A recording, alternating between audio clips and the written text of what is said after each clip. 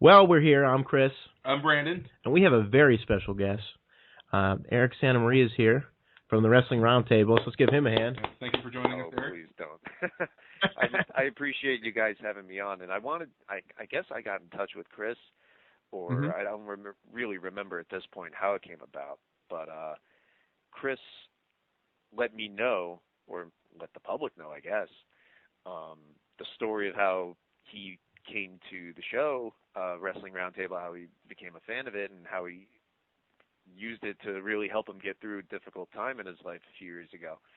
And, I mean, you can detail that if you want, but I just know that when I heard that, it was very special. It really touched me, and then I let other people know who used to be on the show, like Lawrence and Shane Hagedorn and other sort of people, and anyone who hears that, it just reminds us again of what we did with the show and what it meant to so many different people, really around the world. So that makes me feel like some sort of accomplishment was achieved.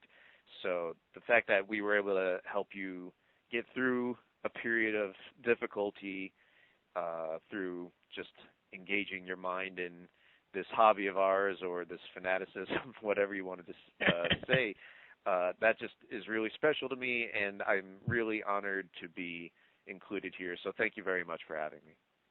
Well, thank you. That was very nice. Yeah, I really appreciate it. And I would tell you, like, when I was pretty much like bedbound, I guess you could say. So I would like kind of hobble to the kitchen, bound for bed. Yeah, bound for bed, pretty much. And I would watch you guys have your shows, and it was just so funny because I'm like, oh my goodness, these guys are talking exactly like how me and my friends talk about TNA and WWE and whoever else is around. So it was great, and it really, helped pass the time, and it brought a lot of good memories and like a lot of good things that you guys are talking about, and a lot of like theories and perceptions that you guys had were pretty much what I had. I'm like, that could happen, or I could see Samoa Joe maybe jumping to WWE, and it would be big because TNA is not using him. I think that was like in 2008, sort of. Right, I remember that was when. I remember Lawrence making, like, here's the crystal ball prediction, Samoa Joe will be in WWE in a year, and here we are, 7 years later or whatever, and he's still on the treadmill going nowhere on TNA. I know, and that's kind of sad, too. Like, I just don't understand the logic behind TNA. I think the biggest problem I've noticed over the years is they don't have an identity. They were trying to kind of be like WCW because it looked like Nitro when I turned the show on the first time. It looked like a WCW ring, and it looked like, a little bit lower production. It was a WCW ring. Yeah, I mean, it was, yeah. And like Last Saru and all those guys are coming out. I'm like, okay.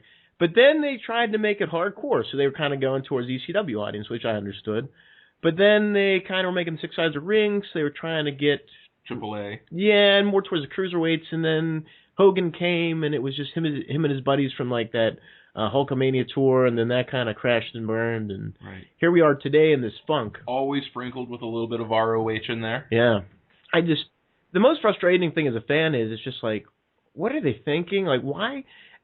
I'm a big Jim Crockett guy. I'm a big WCW, UWF kind of guy, and I just don't understand, like, why would you want to make your product like the others? Like, just worry about yourself.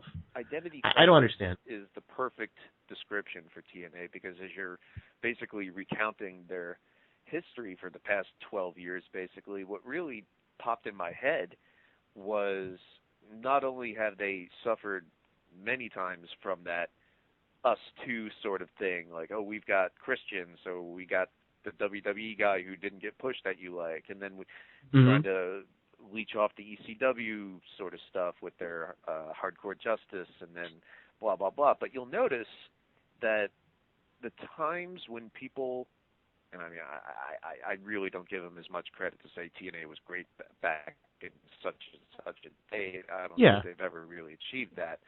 But you'll notice that the people who did enjoy it for a certain time, they'll give you a time frame, and they'll say, oh, it was good in this year or this year through that year, and you'll notice that that was when they were really emphasizing the X Division guys, and those guys like Joe, AJ, and Tails were, if not main eventing, if not, at least close to it. So it just goes back to something I said on the show once, that you'll never achieve success recreating something else, doing someone else's work. And I think that just is an example of that. Those weren't the Nasty Boys that Hogan brought in. Those weren't Tommy Dreamer and whomever that were guys. Or like in 2002 when it started, the Lash LaRues and Buff Bagwells and Scott Halls, like you brought up. Those were the guys who were finally getting a chance to shine, and that's what the people, and I think still really want. My biggest thing was, I don't know if you ever saw the XWF, but I thought we kind of reached that point where we understood what the fans wanted, and it looked decent production-wise. I mean, for the time, it was 2001, and they were just starting up, and I'm like, okay, they get it. They're kind of where they need to be. This thing can only get better, but then Hogan left, and then I think the financial backing fell through, and that all kind of imploded. Right. But I thought they were on the money with that. I thought, okay, XWF, I could see it. They got this, they got that guy from Air Raid, that AJ Styles guy that looks decent. They got this guy, Low Key, and they got some, the Bagwells of Vampiro, the people that you were kind of like, they were on the cusp in WCW getting ready for that, potential push, but never really came. All right, they're going to start pushing them, and Kurt Hennig's back, Bobby Heenan, all these new guys. It had something, but then it just never really materialized, and that was a shame. Yeah. I had seen it. I wasn't particularly blown away with it. I thought it was just about Yeah. on par with the WWA stuff that was going on around that time or maybe thereafter. But this is just these first couple minutes talking to you guys is a perfect example because when I guess the genesis of this was when Chris, I don't know if you did a post about this show that you're doing, and I was curious because I was very touched by your story, so I wanted to see, well, let's see what a fan of Roundtable is doing. And as I started listening to your guys' shows, I just kept wanting to be in the debate. Yeah. And every week Lawrence and I talk, and usually wrestling comes up to some degree. And like we were just talking about all this WWE financial stuff with the stock and the TV deal and the network and whatnot, and we end up having these conversations like for an hour or whatever, and he just gets nostalgic, like, oh, we should have a podcast or we should start up something and this and that, and I guess this is a version of that. So I'll leave it to you guys. Usually, of course, I'm used to being the host of something on the phone with you're our guest too, so right. don't worry about it. Okay. No, you can do whatever the heck you want. We don't care, man. Just feel free. I mean, it's free reign. We're not like some guy smiley host or something behind a table. We are at a coffee table right now, technically. But no, by all means, you guys can conduct the show as you see fit. So have at it. What? Oh, good. Are you going to go ahead? Oh, well, yeah, if you want to talk about the WWE financial situation, that'd be great. From my vague understanding of how stocks work, a deal was struck between WWE and NBC Universal that wasn't up to par with what they needed for the network and in terms of pay-per-view, if I'm understanding this correctly. Well, I'm not a stock expert either, but yeah, it all connects together with the network, really. And I know for one that I'm glad that the first month or two of this blew over at the beginning of the year, because as you guys, if you listen to my old show, know I'm not really into the product of today. I did watch the Rumble and WrestleMania 30. The Rumble might have been one of the worst Rumbles ever to me, anyway. Oh, I could see that too. Yeah. Man, I had a ton of fun, but that's another debate later. Oh yeah. But point being that I just thought it was pretty awful outside of the opener. And 30 was fine. I thought it was an okay show. But I also DVR'd 2 Raws this year, and I didn't sit through most of it, truth be told. I think, like most people with the DVR, I did a good amount of fast-forwarding. And I DVR'd the Raw after Elimination Chamber and WrestleMania. And based on what I watched from those 4 shows, it didn't hook me into coming back to being a regular fan. And at this point, I don't know if anything ever will, at least the way they run things now. The only word that I could use to describe WWE is banal. It's just run-of-the-mill, little emotions, so controlled, so scripted, if that's the right word. Yeah. And I knew it was bad the other year when I was like, they've got Brock Lesnar, The Rock, and Bryan Danielson all on the same show, and I'm still not watching. I must be on the point of no return. But being that I hosted the Wrestling Roundtable and was in wrestling and watched wrestling for so many years and this and that, everybody and their mother was asking me if I was getting the network. And yeah. I know for myself, it just didn't appeal to me for many reasons. I don't know if you want me to elaborate on that, but point is, I'm not into the product. Like, the fallacy I find that, see, the WWE spin on it, as in $60 over 6 months, $10 a month, and it's the same as ordering WrestleMania, and I get all these other shows. If you watched or ordered every pay-per-view, it would add up to so much more. And I think the fallacy in that, to me, is that would indicate that I wanted to watch those other shows in the first place. Yeah. Well, good point. And I just don't. So I wouldn't be interested in paying $55 or $10 for it. As for the archive, I don't know if it's just because it's an HD, but I just found it very curious that people who were complaining about WWE, modern WWE anyway, we hate the PG and we hate all this other stuff that Triple H and Vince do and whatever, are all of a sudden ready to drop their money for this product. And the archive, incidentally, these are the sort of fans that had been watching this on YouTube for the past 7 years and buying the DVDs. So to me, I'm like, not only did I watch this stuff for the most part at the time when they happened, I'd also taped them and got them on DVD and watched them on YouTube. Seeing it in HD and paying for it is not going to entice me this time. So people were acting, and still do. I mean, if you enjoy the network, good on you. That's great. That's fine. Go ahead and enjoy it. But but they act like I'm some sort of traitor or like it's a requirement that I had to get the network. It's just a matter of interest. It doesn't interest me, and that's it. See, I think that's just a maybe it's just a social thing, because it seems like everyone just wants to be on one side or the other. You know, you have to identify with something as opposed to you just being yourself. So, Eric, I think you're in the clear with that. I mean, if you don't want to get the network, that's fine. I was going to get the network until Shikara came back. Yeah, you're pumped about that. I am very excited for Shikara, and I got like all these books. I bought the movie last night, The Ashes of Shikara. It's pretty good. Cool. So, but yeah, I've been watching the product. We've had On Demand. Yeah. When we were living together in college, and that was great. Mm-hmm. Is that Classics On Demand? That used to be WWE 24/7, you mean? Yes. Okay. Yeah. And it served its purpose. Yeah, I thought it was good. My biggest pet peeve was they would cut matches of WCW. I'm like, wait a second, that guy wrestled that guy. They cut that. I was really mad. I was watching a Clash. It was like the Steamboat Flair one of those ones.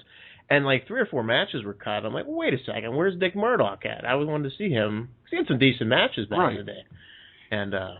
And obviously, it's their library. They're going to cut it however they want. Well, actually, and that lawsuit's over, too. My biggest about that guy. about Classics On Demand was the rotation. Because big time. They'd have that theme for a month, whatever it might be, and other shows regardless of the theme. But basically after every 2 weeks, that would disappear. So if I didn't catch that show I had wanted to see, all of a sudden it's gone, and it was just a real annoyance. I mean, as for cutting other stuff, that's another funny thing about it. I don't know. Wrestling fans are funny creatures. Like the other year when they were acting, a good majority of fans were acting all upset about once in a lifetime. What the fuck? Cena, Rock, and it was supposed to be once in a lifetime. They act like this is the first time wrestling ever lied to them. Yeah. But they go in January, I guess it was the CES that WWE had the announcement for the network, and they said unedited and uncensored, and that perked up my eyebrows immediately. And since then, of course, all the music's cut, and this is downloaded and uploaded depending on the Jimmy Papa lawsuit, and incidentally, apparently they're not going to have everything available all the time, all at once anyway. Like, there's going to be rotation there to some extent too. I presume mostly for the older TV shows, as not necessarily the pay-per-views, but not everything is going to be available all the time, which seems a little odd. I don't know particularly why they're doing that, if it's necessarily a space issue or if they're just doing that to entice subscribers, but we'll see if they bump the price later in the year, if they keep a lot of those people anyway. But I didn't buy the sound bites that they kept feeding the media, who just mindlessly repeat that this is a game changer, it's a game changer, it's a game changer. Wait, I'm sorry, Mr. Eric. Are you telling me you didn't buy anything the mainstream media was telling you? No. Oh. Are you kidding me? No, but... Oh, Jesse. Well, I just mean, clearly they were just reading this copy for this soundbite they were given to promote. And it's funny that being at 2014, still, at least as far as I know, cable and television is still the king. People have been saying for years that YouTube and the internet, Hulu, Netflix, etc., is going to kill regular TV and pay-per-views are dying, and yet just last year Mayweather broke the pay-per-view buy rate of all time. WrestleMania, as we all know, I think still, regardless of the network, did almost 500,000 buys on regular pay-per-view. And UFC, it goes without saying, if there's a big fight, it does well. So even when ROH, because we were really the first company that I know of to at least bring internet pay-per-view to being a term, iPay-per-view. Like when we started on GoFi Live, it all of a sudden became a thing, and now everybody has iPay-per-views. Like since then, obviously, Dragon Gate and Evolve and Chikara and FIP, all these other places have done iPay-per-view since, and it only seems like recently they finally got their footing with that. Even WWE last year had a problem streaming WrestleMania on their site. Luckily, I guess they averted that this year with MLBAM's bandwidth or whatever it was. I thought it was going to be a disaster, but I really didn't hear any complaints about the stream for WrestleMania at all, so good job for them. But yeah, that's been kind of quiet. Yeah, especially lately. So hopefully they're fixing that. But at the same time, everyone still is saying the internet's the future, and it might very well be with Roku and whatnot, but it still isn't yet. No. People are enjoying the network who got it. We'll see if they re-up in September, how things go. If how things are a year from now will be really interesting.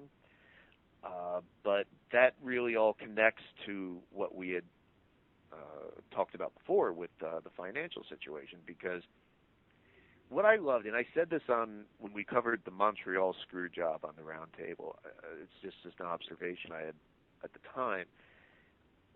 And I don't love anything about the Montreal screw job, so it's just a funny way of putting it, but what I like about the screw job was it just showed that Vince McMahon, deep down under his skin, deep in his heart, is still an old school carny. And I think what's gone on the past couple months, well, the past week in particular, but really ever since the network started, to the investors has really shown that as well. And it really all boils down to over-projecting. What's funny is Vince McMahon politically is a conservative, but they were not conservative at all when it comes to their projections to the investors. Well, it's all business, you know. That's one thing I do know. I mean, their stock went up dramatically at the announcement of the network. You know, didn't Facebook stocks go up? Yeah, when it first big. Came out. Yeah, so that's the thing about. There's one thing I know about business is that there is sort of this fantasy element to it that it's going to be the hottest thing ever until people. Now, will you actually pay for it? I don't know about that. It's exactly what it's like. Well, my thing is, like, I don't really think this is that groundbreaking. Didn't TNA just do this, like, 5 years ago? They had, like, their whole thing, but they don't publicize it as much as they should, which is a whole other topic, which I just get frustrated about TNA. But TNA doesn't publicize anything, do they? Yeah, I mean, you'll have a show here, you'll never hear a press release, you'll never have these people on local TV, nothing. You don't even know they exist. It's bad. But the network, I just, like you said, it wasn't appealing to me either. I have like 100+ DVD videos, you name it, upstairs, and it's just like, why would I buy it? You know. You don't want to pay for all that again? Oh yeah, no. Reminds me of definitely how not. Like Nintendo will whore out, let's say, Donkey Kong or Super Mario Brothers, one of their, let's call it, virtual console games at this point. But I'm particularly remembering years ago when they would put out those classic games like Excite Bike and whatnot on one of the latest Game Boy lines. And I'm looking at that like, you want me to pay $20 or whatever for a 1981 game? Like, get the fuck out of here. I guess there was they do have their hardcore fans regardless. Yeah. And they do have their casual fans, and then they have the people who they're never gonna rope in. Maybe their projections were way off for the people who they thought they were gonna rope in on this. Well, I mean, there's a lot of bitterness too. I mean, a lot of ECW fans, WCW fans, and so on and so on.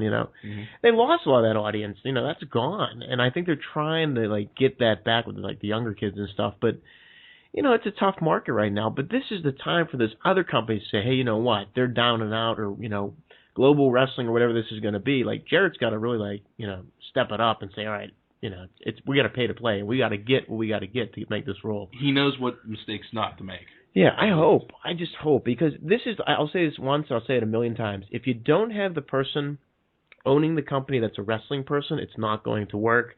And you've seen that with TNA where, like, I guess him and his dad originally owned that to a degree, and I guess the Penn Energy, whoever bought into that, I'm not 100% sure all the logistics, but when you let other people run your company, that's the problem. And you just see it, because McMahon, regardless if you like him, hate him, or whatever, like he knows, he has his eye on the ball per se, and he has a vision, he knows what he wants, and he's the head guy. You need someone that has big money and that's a wrestling guy, that's the head guy, and says, listen, we're going to do it this way.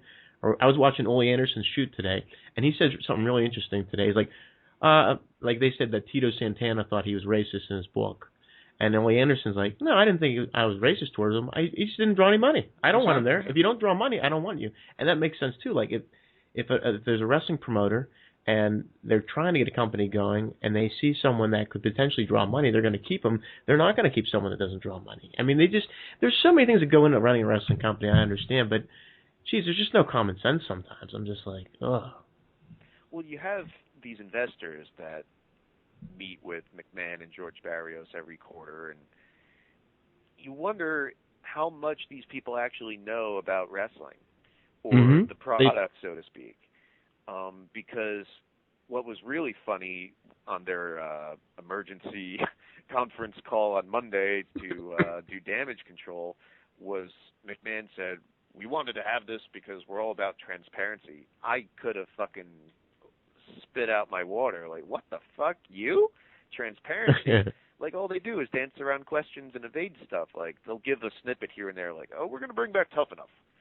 But when it comes to giving real answers, I don't think we generally get that from any of these. And I think that, let's call it ignorance, is what led to the stock going up before WrestleMania, after the network launched, this and that, because when I said McMahon was not conservative about his projections, or at least the information he was given, when people heard these numbers, because that's why the stock went down, because not just the network numbers for subscribers, but the TV deal that they got with NBC Universal, they way overprojected what they thought they could have gotten for both of them. And I know when George Barrios would get up there and would say things like, I may be mudding up the numbers, but when he would say things like, well, WWE has 8 million viewers a week and this and that, I'm thinking to myself, well, as it is, they trump up the WrestleMania number every year by including international buys in it, so they can break over a million. So WrestleMania might do, let's say, between 700 and 800,000 buys domestically on a given year, give or take. But that's out of what, 4.5 million people that watch Raw every week. So when they were giving me or the audience those numbers, the stockholders those numbers for we could potentially get all these subscribers for the network, but it comes in at 667,000 some odd, like 287 whatever subscribers. That sounds about right. Like you were talking before about they've got their hardcore fans who are just never going to stop watching no matter what. Those are those people.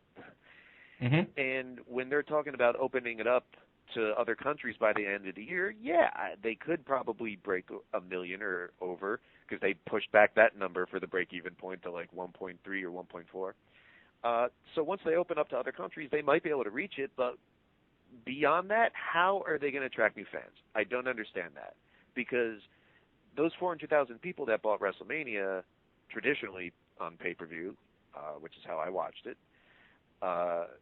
they don't have an interest in seeing the rest of those pay-per-views.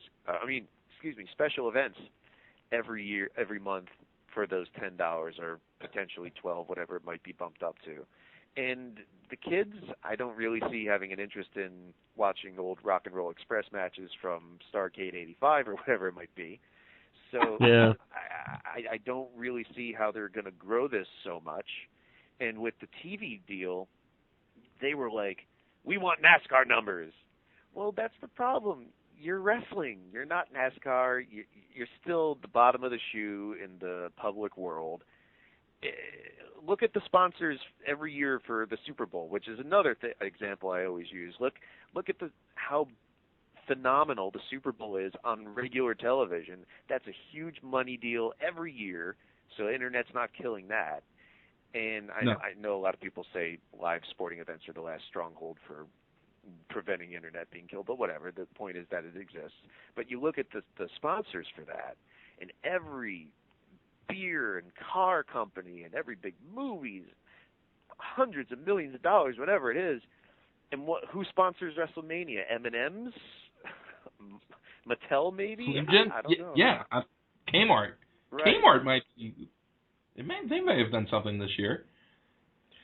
Well, I think it's like one of those things where you got to get back to basics. I think they're like, it's almost like you have to do a whole overhaul of the company and say, you know what, let's get back to, instead of having this Adam Rose guy dance with Easter bunnies and stuff like that, let's get down to the core and like let's kind of like bring this back to what it can be and make it better by just, I think even just cutting some shows. I think there's just too much. I think they've become WCW in a way, because it's almost like a huge roster, overexposure, too many names. They don't know what to do. It's just like giant mess. And I feel like they need to just like take a step back and say, all right, we got to like regroup. But I think there's just too many people involved in the whole business, because back in the day, like you had like Bruce Pritchard, Pat Patterson, a couple other guys in the back sitting at a coffee table or whatever, deciding who's going to do what. And now it's like writers and, film people and all this. It's ridiculous. Which they don't even take their ideas for. They're just there. Exactly.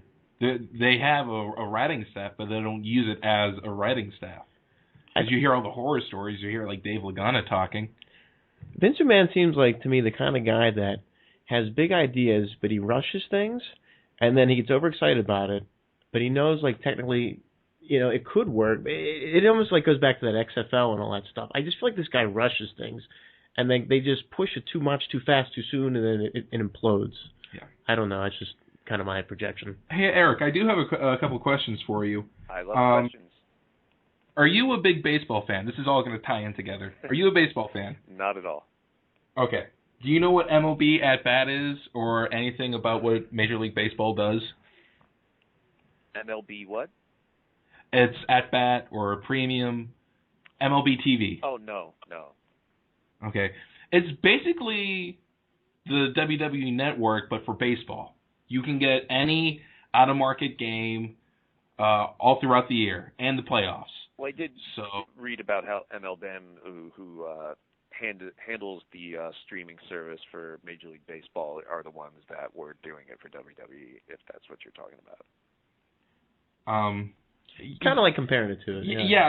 I just want to compare the two.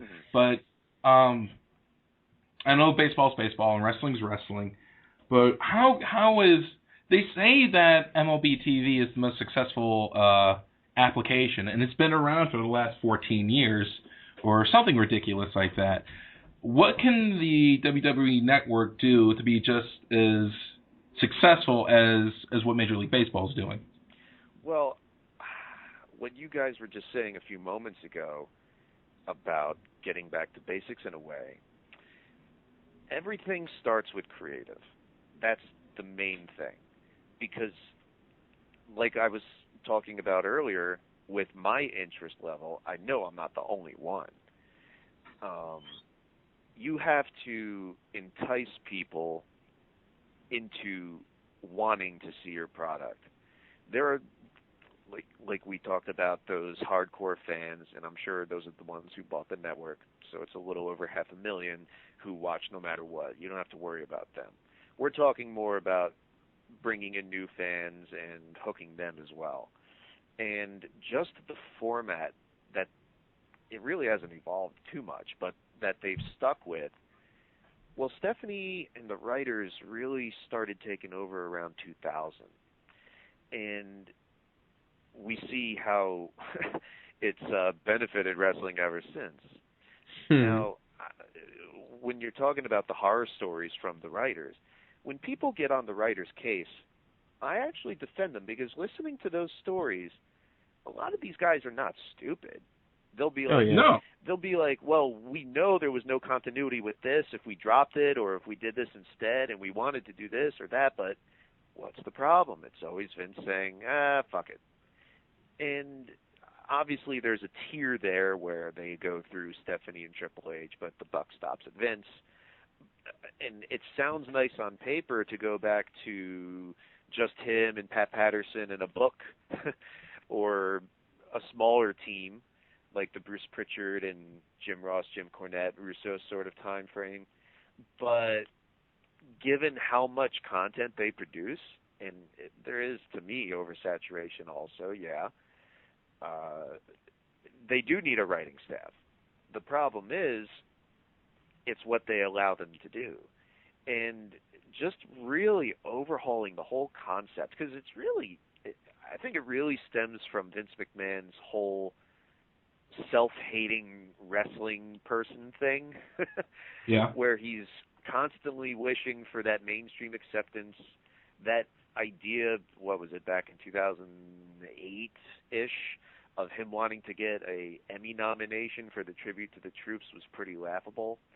And when he says that we what's funny is you go back to that soundbite in Beyond the Mat where he's like, we make movies. Now they actually do. Yeah. But terrible movies, by the way. Well, that's another thing, but what he was getting at is we tell stories. That's another soundbite you hear a lot. But what stories are you telling? It's just, when I said it was banal, it's just, there's no connection. Like, if you do go back and watch the network and you watch some of this classic stuff, let's say it's Bret and Austin from WrestleMania 13 or Savage Steamboat from WrestleMania 3, even if you want to go back to 2002, there was some good stuff. So those are three different eras from the same company and three very different styles. And yet there was an emotional connection there that I'm just not seeing now. And getting back to basics, yes, to a degree, because I'm very much a person who's into integration. You have to remember the old school and remember your basics where you come from, but yet you have to think of something new, incorporate those two concepts together. And I don't think that they've done that pretty much at all. Because people complain about PG. To me, it's still the Attitude Era because it's the same fucking camera cuts, the same screens, the same graphics, the same sort of angles, blah, blah, blah, just minus some blood and tits and cursing. Exactly. It's really not much different. So a real complete overhaul of the product and not being ashamed of being wrestling, which might have helped with their TV deal. I don't know. Like they want to be accepted by the mainstream that won't pay them this TV money that they had wanted, and yet they also are trying to be ashamed of themselves in a way too. It's just a vicious cycle, and I think that's really why we're having this conversation right now. Wrestling, people ask me all the time stuff like, what's the one thing you would change about wrestling, or what's the one thing you wish it would have, and this and that, and it's really just getting back to basics, remembering who you are, because a lot of these wrestling people get stuck in that wrestling bubble, and they don't have that vision outside of themselves. I think people really forget what it's like to be a fan, especially if you watch some of these shows. No one would have fucking booked the Rumble the way that it was this year if they were booking it for the fans. And it's supposed to be for the fans because they're the ones that it's going to start with. They're going to pay you your gate, your pay-per-view, your merchandise. You have to please them first. And I just, overall, I really don't see it. And they can coast by on their $4.5 million for Raw and $8 million, whatever, a year, a week, if they want, because they're certainly not going anywhere anytime soon. But if they want to really get people like us back on board, it's going to take some doing. And it's going to take some doing over time because they've done a lot of damage. So they're going to have a track record at this point, I think. Like, so one Bryan or one Dolph Ziggler won't make up for the last 7 or 8 years? I really don't think so, because I watched Raw the next night after WrestleMania 30. I was glad they did the right thing, like I expected them to, and put the belt on him. And I was also glad that Undertaker's streak being broke didn't take away from Bryan in any way. I was worried about that. I was very worried about that, too. Yeah. So I'm glad the fans were back into the match after that. And I watched the segment that opened Raw with his celebration and then Triple H and Stephanie interrupting, and I thought it was really good. But one Bryan, no, because it's a 3-hour show, and that's one show out of many they do. Right. So it's going to take really acting on all cylinders across the board, I think, as opposed to, okay, we throw... The way I always have analogized it is Bryan this year is to Benoit and Guerrero what Roman Reigns is going to be next year to Cena and Batista in 05. That was, okay, we'll make you happy this year, and they kind of had to with the Punk thing. So when we get back on track to what we want to do with Roman Reigns next year or whomever else they like, it might be a little different story. Like, he might get kind of lost in the shuffle, so to speak. But yeah, McMahon is supposedly notorious for only concentrating on the top guys, which is just a handful of people at a given time. But like I said, there's a whole other card, and every year it's like they're going to refocus on the tag division. Every year it's a rumor, and it hasn't happened yet. No. So just polite suggestions. Like, I notoriously complained about Zack Ryder the other year. It was I guess it was 2011 Survivor Series, maybe, whichever one it was that Rock came back to team with Cena. Yeah. The opening match was supposed to have involved Ryder in the first place, and then they took him out for whatever reason, and then John Morrison was in the U.S. title match. I forget who it was against, but it might have been Ziggler. But the whole time, the New York crowd in MSG was chanting for Zack Ryder, someone who wasn't even in the match. And all the fans wanted was for a mid-carder to win the U.S. title, and they weren't even given that. So it's going to take a lot more than just, okay, we're finally done cock-teasing you with Dolph Ziggler, or you forgot about Damien Sandow, so I know you're all into the catchphrases of Bad News Barrett right now, so until you get disappointed with us not going all the way with him, here's Daniel Bryan, or whatever it might be. They need to really get their act together just overall across the board to me. Okay. Now, getting their act together all across the board would actually have to involve the developmental territory, too. How much would NXT have to contribute to the success of the WWE Network? Well, I would guess, or venture to guess that it probably has to a degree so far, and that's probably why they put Paige on the day after WrestleMania to win the title, because that's a smart crowd, and they watched NXT, so they knew who she was. Yep. So I guess it's like Legends House and NXT that are doing well on the network right now. So I haven't seen NXT. I've just read about it, and from what I've read, it just seems like that they're doing a pretty decent job with it so far. Much like OVW back in the day, I know some people are like, well, I guess they don't change the gimmicks too much, but people were always talking about this guy should be on TV or this guy shouldn't, and debating about this and that, and obviously they're bringing up a lot of guys like Adam Rose and Bo and blah, blah, blah. So it should contribute a lot, but they also, like you guys were talking about before, about too much too soon and too quick to get things done, and they've been notorious with that, just even with certain people. If they sign, let's say, Prince Devitt, which they supposedly have, he probably won't be on NXT too long. I guess it really just has to go down to a case-by-case basis. Okay. Because if they have, like Mason Ryan supposedly wasn't showing any improvements, so they got rid of him. But if they sign someone like Kevin Steen, who's obviously a big name in ROH and the Indies and whatnot, but they think he needs a lot of work, then they have to work on it. And if it doesn't work out like Chris Hero, then they could always go back to what they were doing before. And if it's someone like Daniel Bryan, when they signed him in 2009, he just wanted to warm up a little bit, and he's just there for a cup of coffee before he's ready for TV. If they really should have spent the time to do that with Mystico. But I guess it really just boils down to a case-by-case basis, depending on the performer. Okay, so NXT would have to be I don't want to say minor league. Minor league would be degrading. But like, take your time, season these guys. Don't rush, and also it seems like you're saying don't have a Johnny Curtis, or to an extent CM Punk. Don't have a quad A guy. Don't let him sit there too long. Don't let him get stale.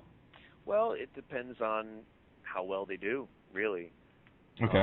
I would venture that someone like Prince Devitt isn't going to need too much. Okay, I'll give you another example, like Samoa Joe.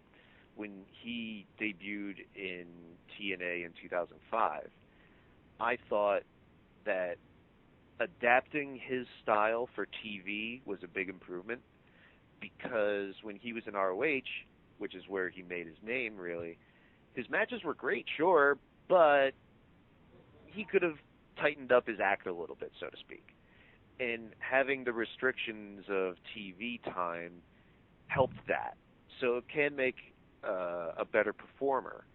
It all just really narrows down to the person. What I find funny about NXT, and it definitely serves its purpose, the Performing Center. I was reading an article on NASDAQ.com or something about all this stock stuff, and that's why the stock went down, because they didn't reach the numbers they over-projected on. Triple H had a quote about the Performance Center, and it just blew my mind, because he literally said, and I'm quoting, and this is why, because they were asking him about heading up the Performance Center and why they're doing it and this and that, and he said, "We were doing nothing to make the stars of the future." Yes. Yeah, I agree with that. I mean, just let that sink in. They've had how many years, and this is something that we've complained about for a long time on the Wrestling Roundtable when we were doing it. I remember that, yeah. That to hear it from the horse's mouth, Triple H, like the second in charge, third in charge, whatever, saying we were doing nothing to prepare the stars of the future, or to make the stars of the future. Mind fucking blowing. Like, how could you not? This is why when Right. people wonder, how can you have a staff of creative people, this huge creative team writing all these shows, and yet no one should ever hear creative is nothing for you if that's the case, if they have this many people. That's true. It's like Saturday Night Live. How many writers do they have? About 40? Good amount, yeah. It's just mind-boggling, and it's a shame for this talent. I guess I've never really seen this Prince Devitt wrestle. I have no idea. He's good. But guys like him, I mean, we're blessed to have these kind of guys, and this is what's frustrating. I go back to just TNA. Eat these guys up, take them, sign them, make sure they're ready, and then put them on television. Give them some good spots. That was so frustrating as a fan. They had it was like watching WCW again. They had everyone there, but they screwed it up again. Daniels, Styles, Joe, the Senshi, that Loki guy. The list goes on and on. It's you got it, man. Just do what you do best, and that's professional wrestling, and just give the fans what they want. That's all they want. It's easy. But it's just, egos and money, and it all gets in the way, and it just implodes. And if a head writer would have said what Triple H said, or an Arn Anderson, or some sort of other road agent would have said, we haven't been developing the talent for the future. Okay, that's still a little crazy, but all right. We have Triple H saying this. This is the guy who, for the first half, from 03 to now even. Yeah. He's still clutching that spotlight. I know. He's saying this now. That's unbelievable. Well, Lawrence was telling me he was listening to Brian on Jericho's podcast, and Brian was telling how basically his WrestleMania title win came about, and the way, and I can hear Brian's voice describing it too, but the way he described it, you'd think that there was no, and there isn't a plan, clearly, but it was Punk quit, and they were we've got John Cena, and that's about it, so I guess we'll do, I don't even know if they have any plans for me. And I was like, the fucking champion is saying, I don't even know if they have plans for me. Oh, my God. Now, isn't that easy for another company to say, you know what, we're going to go in and we're going to give them great wrestling. Look at them. They're right. They got all the money in the world, but if we can give the fans, those diehard fans what they want, we can, you can kind of take that momentum away. But see, these companies, I guess, I don't know if they don't understand that or if they're just, my biggest thing is why did Jarrett didn't buy the company because he didn't want, or Dixie Carter was a part of that deal. I don't know if this is true or not, Yeah. but she wanted to be on TV. Right. That was. Oh my God, that's scary. I know, well, it speaks volumes of the marks who are in control, because the reason that, as far as I understand, the reason that deal fell apart was because they being the Carters, would have sold to the Jarretts, but the condition was that Dixie had to stay on TV as a character. So Jeff was like, fuck that, and rightfully so, I might add. Oh, yeah. I agree. But even so, I know I'm a fan of Jeff Jarrett, and I like him. right. I never had a problem. He's obviously grown up in wrestling, knows wrestling, this and that. But when I was talking about the wrestling bubble before, because wrestling fans are very impressionable people, they let their imaginations get the best of them. So when Jarrett puts out this stuff, like this video of, oh, I think there's a wrestling boom coming up, I really do, people buy it just because they hear it. And I don't know what that's based on, because just looking at the landscape right now between WWE, as we've discussed at length, and TNA at Spike TV, ROH seems to be doing their own thing. But just looking at the wrestling landscape on those two alone, I don't know where he's getting that impression. It's just hype anyway. But that's true. Actually, I have to walk that statement I just said. I never had a problem with Jeff Jarrett. Bullcrap, because late 04, they had a great guy to take the title from Jarrett, Monty Brown, and they didn't pull the trigger on him. Well, they had a chance in 2003 to do it with Raven, and they didn't do it then either. Oh man, did they miss the mark on that? Yeah, whole thing. So I mean, go ahead.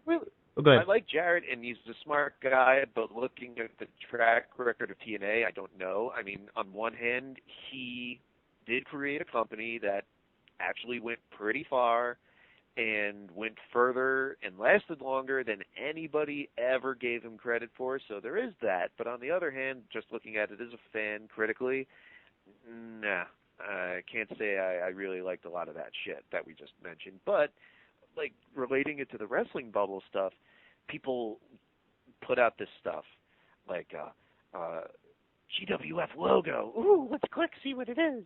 And, ooh, GFW, rather. Global Force has a Twitter, and blah, blah, blah. And who do you want in it? Like you mentioned, he was doing talent scouting recently. And this and that. So people can fantasize, like, oh, he can get all the guys that TNA left, and he can get this, and the ROH guys, and whatever it might be. So they create their own ideas for themselves. So that's what that purpose serves. But I know for me, I'm looking at it like there's nothing concrete announced for this promotion whatsoever. No. Obviously, we know what's his name, Toby Keith, is behind it. So fine, we know it's got some money, and maybe Jarrett's got a lot of connections. Like he just announced a deal with AAA for whatever that is worth, and whatnot. But I'm looking at it like, so the first impression I'm getting of this promotion is an old wrestler putting out a poster of himself and his wife, who's not a wrestler, and this is supposed to get me excited. Yeah. Like, just one other thing real quick. Like, I watch Bellator on Spike TV, and they have the lead announcer, Sean Wheelock, read the copy for plugging TNA. So in the middle of a fight, the lower third pops up like Impact, and it's the same video on a loop every week. It used to be like Hogan, Sting, and Bubba, Bully Ray. But I remember recently, it was the other month, I'm watching this fight, and he says something like,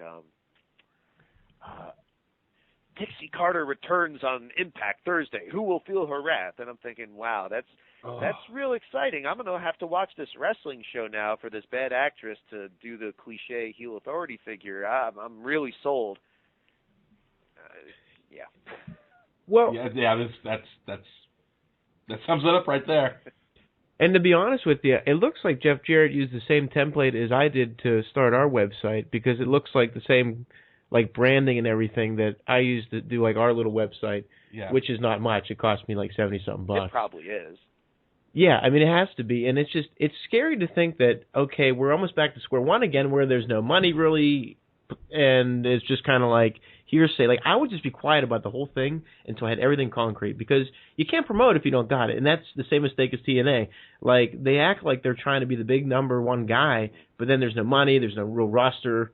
They had to move from, like, the first arena was okay looking, but then they went to that smaller place in Nashville, and it looked real bad. It's like, oh boy, like, they always seem so bush league, and we just don't have money, and we're just, I don't know. It was just so frustrating, because I'm like, can we please get like another promotion where they just do it right, and they're not just so flim flam and like hanging on paycheck to paycheck, and they're just established. We're like, okay, we're here for a while, not like, well, we're just trying to fight to survive. It's always so frustrating as a fan. I was almost annoyed because I was like in high school when they started, and I'm like, wait, I got to pay $10 to see wrestling that I haven't seen on network TV in almost a year. Forget that. Right. I was like, you know what? I'll see you when you come on TV. Like, I was almost like insulted. Like, you want me to pay $10? Like, you guys can't even get on TV. But they did something miraculous if they survived that time. They did. I mean, they kind of gave another problem I always had is like they always had like a flim flam roster where they would bring people in from Japan or whoever. They'd be there for a week, then they'd be gone. And it was just like, Michael Barton's here, and I'm like, okay, well, what's he gonna do here? Beats up Saturn, and then Saturn beats him up, and then that's the end of it. Like, nothing ever. We have Macho Man. Yeah, I mean, that lasted 3 seconds. I mean, that's the problem. They just have that flim flam roster, and I think that's what kind of hurt them. But then instead of focusing on guys like Low-Key and AJ Styles more and Joe, like the guys that are going to stick around, they just focus. They're always looking for like that. They're always reaching for something they're never going to get. Just use what you got, man. You got everything. They just don't care to see it, I guess. I don't know. It's just very frustrating. It's just like I bang my head against like walls and tables every day. And last week's TNA was really hard to watch. You really ought to stop that for your health. I know. Thank you. What, the banging your head or watching TNA? After Menagerie, I was wondering, why is this on? The precious airtime we wasted on Menagerie could have been used to like promote someone new. Yeah. I mean, it's just, I felt bad for Rob Terry for having to be under that mask and try to breathe. I mean, the whole thing was really bad. And I was just like, geez, I don't understand. I've given up on TNA. Yeah, you gave up years ago. I gave up in early 2010. I gave up about a month into their primetime Monday night run. Oh yeah. Well, I heard they were paying Hogan $25,000 an appearance. Yeah. I don't know if that's true or not. I don't know, but I believe it. Are you looking at what kind of a person Hogan is in real life with the whole Nick Hogan car accident thing and his recent sex tape? That's the kind of person Hogan is. Imagine if they would have wasted time, like not wasted time on him, but brought people in that could really help you. You know, I mean, I understand the exposure and stuff, but I mean, the guy's way. I don't know. I mean, I don't think no one really cared that he came back this year when he came back to WWE. I didn't care. I really didn't. I thought, like, oh my God, Hulk Hogan has a track record of killing 3 companies. He killed WCW, he killed XWF, and then he killed TNA. I mean, I don't think that's fair at all. Really? No. It's not him like in control, but it's like how you use him, and it's how you know, you make him look, and it's just like once again, there's a lot of factors behind that, and it just crashed and burned. And I'm part of the school of thinking that if you're not part of the solution, you're part of the problem. Yeah. And I'm a Pirate fan, so I blame Jason Bay. I blame Jim Tracy, Lloyd McClendon. I blame all those guys. All those guys who should have been winning, and all those guys who were quote unquote good and rookie of the year. I blame those guys for not doing anything. Well, I got to pin it on someone. I'll pin it on them. That's understandable. It's a tough position. Like, what do you do with Hulk Hogan? Because it's like one of those things where it's like, he's great for. I would have used him for like more PR and marketing, and I think they did. They did. But every time I'm sorry. Go ahead. Yes, they did. Okay. Yeah. Every time I thought like I saw him though, I don't really remember him mentioning TNA that much though. Is that true? I don't know. Well, a lot of people were complaining about that at the time, and what they don't realize is that, I mean, obviously Hogan has his hands in a lot of different projects. Oh yeah. And when you go on these sort of shows, there's basically an itinerary of what to discuss. So that might not have been his choice per se. Yeah. There were obviously people act like he never mentioned TNA whatsoever, which is absurd. Yeah, he definitely did. But yeah, he definitely served a purpose in TNA. The thing is, it's all in how you use them. Exactly. Like The Rock wasn't allowed to even bring on his WWE Championship when he was promoting G.I. Joe. It's the exact same situation, and then fans who don't really understand that act like it's his fault. Which it isn't at all. I mean, I could go into detail about Hogan, but that will be on the phone another 5 hours. But well, it'll be another show we could talk about Hulk Hogan, everyone. Perhaps, but with this year in particular, because that's why I DVR'd the Raw after Elimination Chamber, because Hogan was coming back, right? Oh yeah. And it was awful. I mean, I watched Hogan when he was in TNA. I stopped the night Chris Sabin won the title. So that was the last show I watched. I guess it was a Destination X special or something. Yeah, it might have been like, I think that was like last June, I would say, maybe early July. I get confused because they keep changing these pay-per-views, like what month it's going to be. And I mean, there's other pay-per-views too that are $14.99 you can buy. I'm actually going to order Joker's Wild though, because I'm just a fan of Battle Bowl. I'm sorry. I love that. All right, we're over that. Okay. Well, point being that I would enjoy Hogan and I watched for Hogan when he was there, but I couldn't suffer TNA any longer. So after that title change, I didn't watch the rest all the way through to Dixie Carter grabbing his legs as he walks out for his exit, whatever.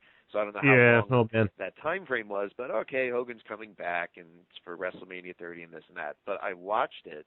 It's funny, like Lawrence called me the next day and was all happy about it and this, and I said I thought it was awful. Hogan came back for the first time since 2006 for a commercial, and not even a very good one for the network. It was just all, you know, the WWE Universe and the WWE Network and Universe and Network and Universe and Network. And it's just like, this is Hogan's big comeback. It's not exactly 2002 when people were like, oh, we're so happy to see you, and it meant something. This was just, it didn't do anything for me. And because this is after the sex tape. This is after the car accident. And I just, I don't know. That has anything to do with it. I was very turned off by Hogan's behavior. Well, maybe you were, but I'm just saying that people in the audience there, I don't think they're thinking Nick Hogan and Bubba's wife when he comes out, is what I'm saying. Yeah. Oh, okay. That makes sense. I just, I felt like I did watch a little bit of that Raw because I wanted to see Warrior. But I think he lost some steam. But like you said, it's how you use him. And I don't know. I mean, maybe he physically can't do something that could lead to something semi-physical. That's a big detriment. Yeah, and I think that's the issue. Like, we could have him lay out somebody, but then what are we going to do? It's almost like that Bret Hart situation where they had him wrestle Vince. That was kind of... Oh, my God. I was kind of... Oh, my God. I was almost worried for Bret Hart. But then I didn't understand. It was interesting. I was watching WrestleMania from 2002. I never really saw the whole thing. I was interested because Arn Anderson got he spine busted Undertaker. I'm like, isn't he kind of messed up? He shouldn't be doing that, But at least once. Yeah, well, whatever floats your boat, I guess. But it's dangerous, But Bret Hart, and it's like the same thing. Like, you can't really do that. So maybe almost like an announcer type of thing. I don't know. It's hard to say what you're going to do with the one of the biggest icons in wrestling, I guess you could say. Well, when they re-signed him, everyone was saying that they were going to use him basically for the network and as the ambassador and whatnot. And if he really can't do anything physical, because when he goes on Arsenio and these other sort of shows, and he gets asked what matches he would like to have if he could wrestle, and it looks like he can't. The two he always says are Stone Cold and John Cena, and that just, I would be all about that. That'd be pretty fucking exciting, even if it's not up to par physically what it could be. Because you know what? I went to that Bound for Glory in Philadelphia, the Leah Court Center against Sting. And I didn't expect him to be able to move at all. So to the point where, when he actually bumped, we popped for it. I remember we were watching that live on pay-per-view, look at them, they're going nuts. That was pretty funny, hooray, But isn't that sad, too, that we're all so excited that this old guy that can barely go takes a bump and... Right. It was so funny watching Scott Steiner. He looked so bad. Oh, man, the stuff he took. Oh. I don't know. Just watching Hogan walk between the back, his hips, and his knees, it's a shame. It really sucks.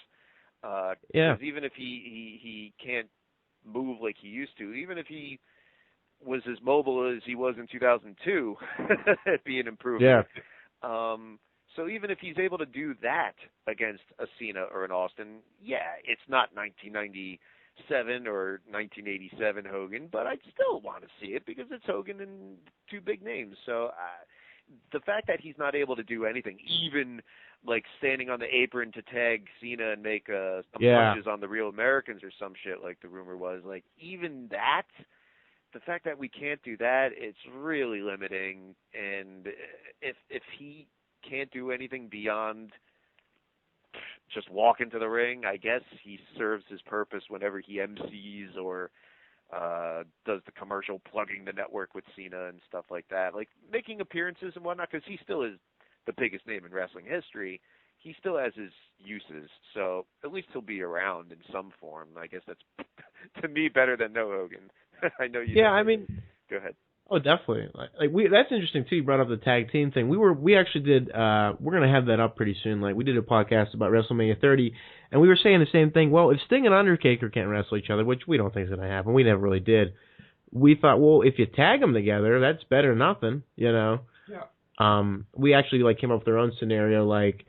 I think we came up with the Wyatts burying the Undertaker in some weird mine shaft or something, and then you see these vignettes, I guess, of the rain and the storm, but you see somebody walking, and they keep, they just, you show a couple of vignettes every week of somebody just walking, and it sparks your curiosity. Who's walking? Why are they walking? Where are they walking to? And that goes back to your storyline stuff. And as the person, the vignette's going for a month, gets closer, and he shows up to the mine shaft. And then you pan up, and you got Sting holding the urn, and he's holding the bat and he's pointing or something, and the Undertaker comes back. And there's a purpose for the Wyatt family. There's a reason for the Wyatt family. There's a start, there's a finish, there's closure, and you get two legends over in a big way, but you help the young guys too. But I just don't think that's there in the cards. Just a thought, but I think everything's up in the air with Sting right now. Because obviously they would have wanted to have done that Sting Undertaker match even years ago at this point. Oh yeah, definitely. But if Undertaker is broken down enough to have Vince McMahon go, the streak's over, I think that seriously puts it in doubt. I don't doubt for a second Sting will be there momentarily. If he hasn't signed a contract yet, I'm sure it's just a matter of time. I'm sure he will be there any moment. But if it were me and Undertaker was still physically capable of it, which is in doubt, I would still go through with Sting Undertaker. Fuck it. I do too. I mean, I think it's very marketable, and I mean, it's just an endless. I mean, the build-up alone would be phenomenal. I mean, the things you could do with those two guys. I mean, and you have them call the shots. Yeah. You have them be their own creative. Well, it's nice. Well, that goes back to the Sting Hogan match I brought up, because the reason I brought it up is I was like, well, even if Hogan's physically limited, those two are pros enough, and they could put enough bells and whistles with Flair on the outside and everything to make it a good match. And really, that was one of the funnest matches I've ever witnessed in person. Okay. It was kind of along the lines of that Rock Hogan match at 18 that was just brought up. I don't know. I would trust Sting and Undertaker enough to put out a decent match. I'm pretty sure they would realize the implications, or the ramifications rather, of that match. I'm sure it would be something decent. I don't think it would be Michael's Undertaker by any stretch, but but I think it would be something passable at least. Definitely. I mean, you could, it's like that great era. It's like the end of that. It's like that closure for a lot of fans of like that, our era. I mean, like what we grew up with, Right. It's special. It's something that you'll never see again. And, I mean, but see, like you go back to what Triple H said about we didn't, get the talent ready and all that. There isn't that era now. We're kind of in this weird limbo of like what's going on, who's around, and the talent's there. You just got to use it. Like this Prince Devitt, this Kevin Steen guy. I mean, I feel bad for AJ Styles in a way. I guess is he with the Bullet Club now? Is that his thing? Okay. Yeah. That's something right there you got. I mean, it's just amazing. Like, there's always going to be talent, but like you said, it's how you use it, Right. And Colt Cabana having the NWA heavyweight title, and them having them botch it not once, but twice. Oh. I mean, that's just... I really enjoyed that feud. Did you see that, Eric? That... The Best of 7 or whatever it was series with that. Yeah. No, I didn't see those matches. Okay, give me your address because I'll mail you a copy. Yeah, we'll get it to you. It's unbelievable. It's so good. Good for them. I'm glad. Colts and old. Yeah, it's very enjoyable. It's not really good for them because they gave him the title once for 6 weeks. Said, all right, that's enough for that. This was when his podcast was just starting to gain height and popularity. They took it away from him. Something else. They realized their mistake. They said, you know what, we're going to try this again. We're going to do something completely different. We're going to have a best of 7 series. Mm-hmm. They do that, and about halfway through the series, the NWA gets new ownership, and they wind up screwing the pooch again. It's unbelievable. That's another one. Like, we actually did a podcast about the NWA, and the utter confusion we have with it is it just goes on. We did like an hour and something trying to figure out, who's around, what's going on. I don't even know who's involved with it anymore. It was probably one of the most confusing podcasts I think we ever did. Yes. I'm just surprised it's still a thing. I know. Yeah. And why aren't they getting off their ass and saying, you know what, let's do something with it? They got territories, they got something going, but they don't. I don't know. I'm surprised they're not even on TV. But it all goes back to money. I know. I like that NWA Hollywood though. That did spark my interest. I did like how that was kind of portrayed. I do like the idea of one territory. Mm-hmm. That was they broke off too. I think because like in that documentary that Adam Pearce did, he said they broke off. What was our local chapter? I'm saying that in quotes. Oh, PWX East. Yeah, that's the one that Jeff Jarrett actually did the tryout camp for. Yeah. Okay, I couldn't remember. PWX. Yeah. Okay. Is that any relation to PWX? I believe that was the High Spots promotion in North Carolina. A different one. No, this is actually a different one. This is interesting. This is Pro Wrestling Express. They were called like NWA East back in the day. I don't think they're even a part of the NWA anymore. No. But they had Shinya Hashimoto against Dan Severn, and they had a title change. But I don't think no one ever saw it. Right. That was something here. You read in like a PWI almanac or something. Exactly. Right. And that's a shame. Like stuff like that, it's not televised. The NWA, man, they dropped the ball. They dropped it hard. But I mean, who's to say that things can always turn around. People can always change things. But it's just I don't know. You think would that be a good idea for the WWE to do? And in the 5 regions of the U.S. set up a territory? That's what they want to do, I think. But I don't think so, because there was actually several years ago where the rumor was they were going to set up different, let's call them sub-promotions around the world and have like a WWE Asia, WWE Europe, or whatever it might be. And it never amounted to anything. And it seemed like they were pursuing that a little bit, setting up offices, if I'm not mistaken, or whatnot. But I hadn't heard about them doing that in the U.S. either, because they probably came to the conclusion that they usually do that. Nope, just the brand.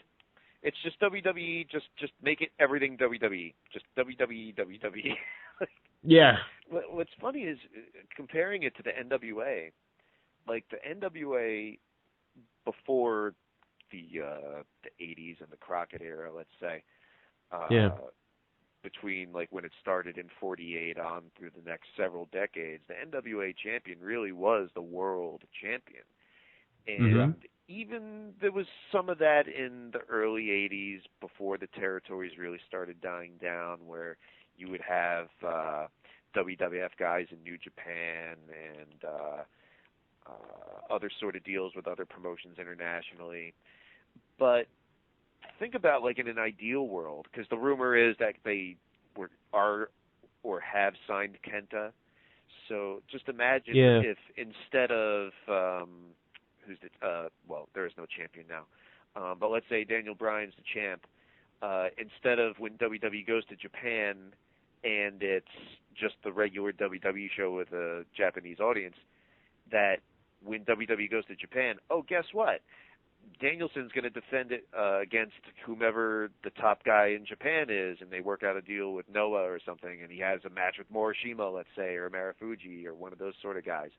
And when they go to different parts of the world, they actually do that with world championship matches against different people. Like in Mexico, they want to penetrate the Mexican market with Alberto Del Rio and Mysterio and Sin Cara and all these other people. Well, what if they go there and, I guess maybe it'll be like CMLL or something, and they have a match with the top guy there.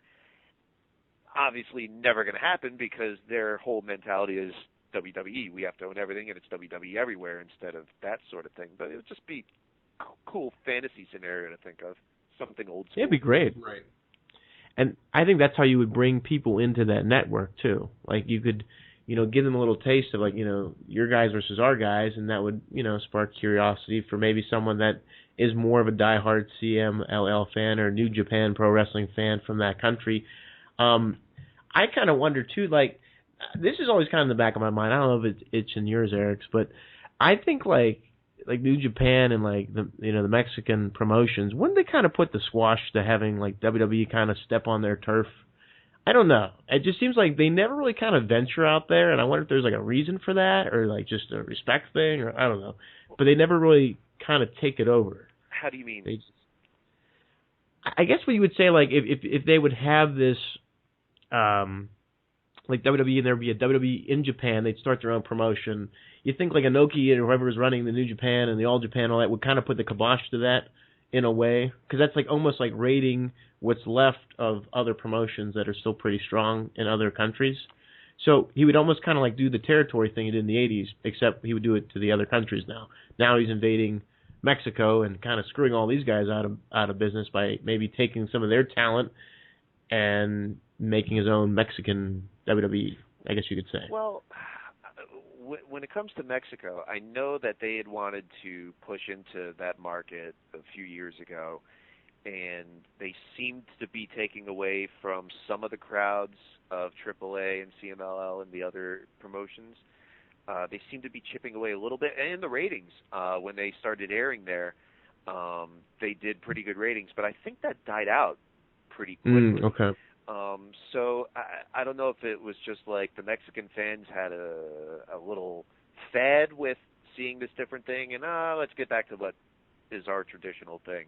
And I'm pretty sure the Japanese promotions would probably prefer something more traditional like they used to have, like All Japan and New Japan used to have with WWF and WCW, where there would be a talent trade, as opposed to, because like when WWE goes and does shows in Japan, you got the guys coming in and sitting ringside, like, what's the Hotness's real name? Tanahashi, I think it is. And Kenta and other sort of Inoki and other sort of guys who visit the shows. So I don't think they feel intimidation there. There's enough competition amongst themselves. And even so, they all work together to varying degrees, especially when business is down, which it seems like it's been the last several years. I think New Japan is probably doing better than it has recently. But when it comes to the pay-per-views, you just sparked a thought in my head, because I know AAA does Triple Mania pay-per-view, New Japan's broadcasting pay-per-view, and I remember when we were with I still refer to ROH as we. It's still funny to phrase it like that, but when Ring of Honor was working with Go Fight Live, I know Noah was interested in talking with them about potentially doing some pay-per-views. I guess that didn't pan out. Yeah. But I remember thinking that when I would read results for some of these big shows that New Japan might do, or let's say AAA's Triple Mania and this and that, I'm thinking, I don't really follow these promotions. I recognize maybe half the names, but just on paper, the matches sound more intriguing as just a wrestling event than, let's say, fucking Payback in April or whatever. Isn't that sad, too? Like, I mean, you can just see how much WWE's dropped the ball.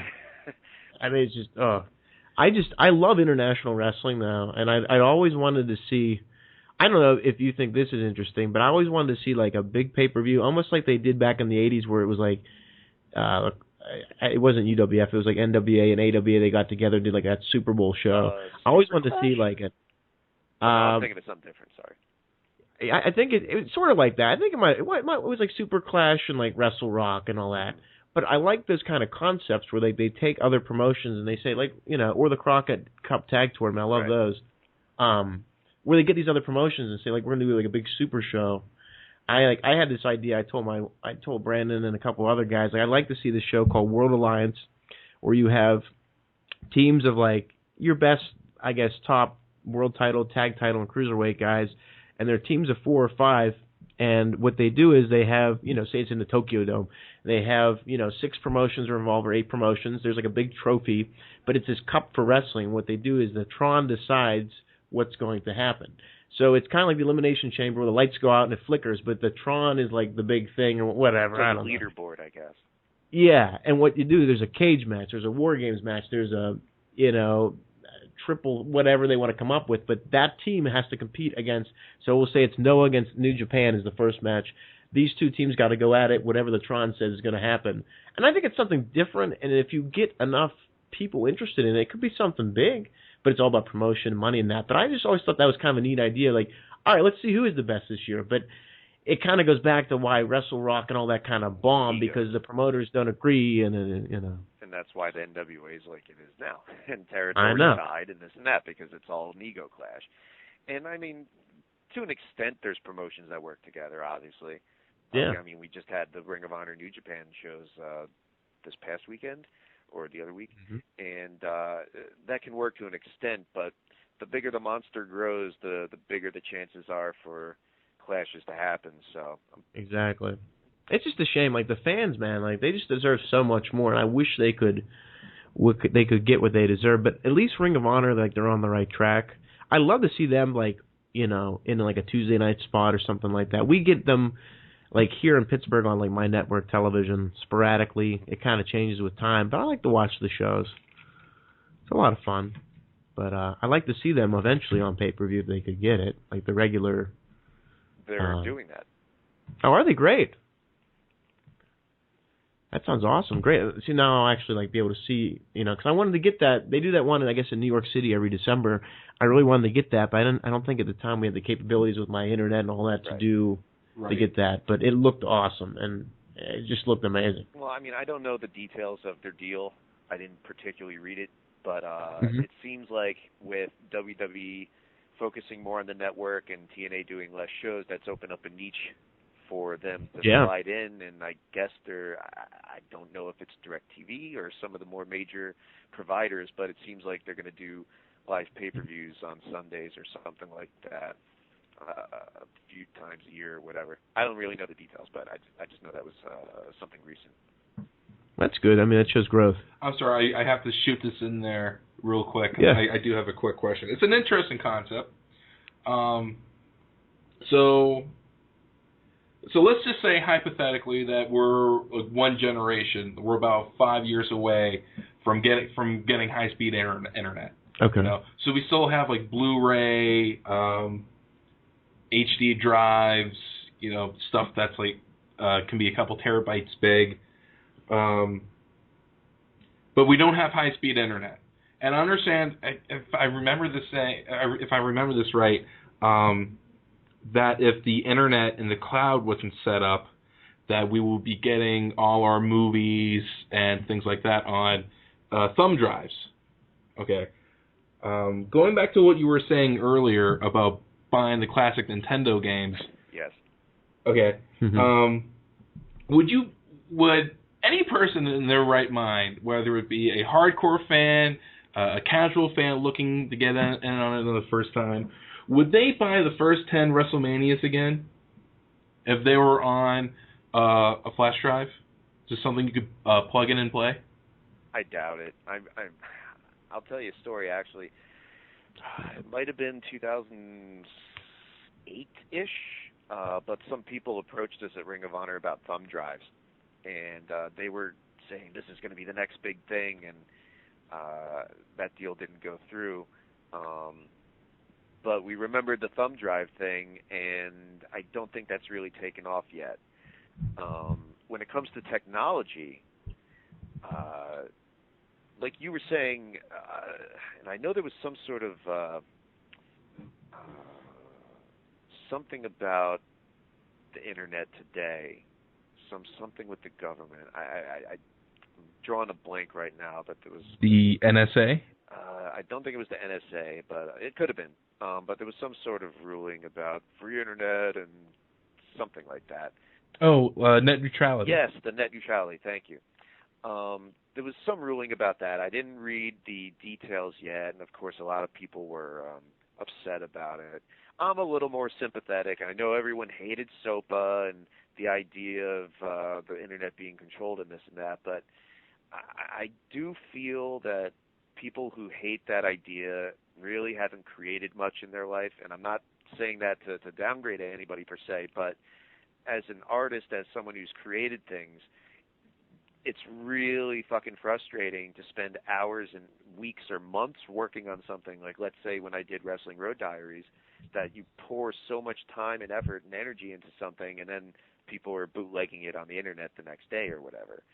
So, I did that with Ring of Honor, copyright infringement, and other sort of things like that. So there is an area, or an aspect rather, that there has to be protection for creative works. Like, just take, for instance, UFC is still suing people for bootlegging pay-per-views, and these hackers, or if that's the proper term, are trying to be ballsy about it, like, oh yeah, I can supply anything, and I'll stream the boxing pay-per-views and WWE and blah, blah, blah, blah. I can do all this stuff, and then they get sued, and I think they really should get a slap on the wrist at the very least. What site was that? Mega Upload, when the creator of Mega Upload years ago in Australia, I think it is, got the site overtaken and legal action and this and that. I was fucking thrilled because that site was the biggest pain in the ass. When you have so many works that are being bootlegged, it might go match by match or show by show, and you could submit a DMCA complaint for that and get it taken down, but the way they had it set it up, you had to go one by one, so it took forever. My fucking wrist would be like carpal tunnel by the time I was done with just one batch.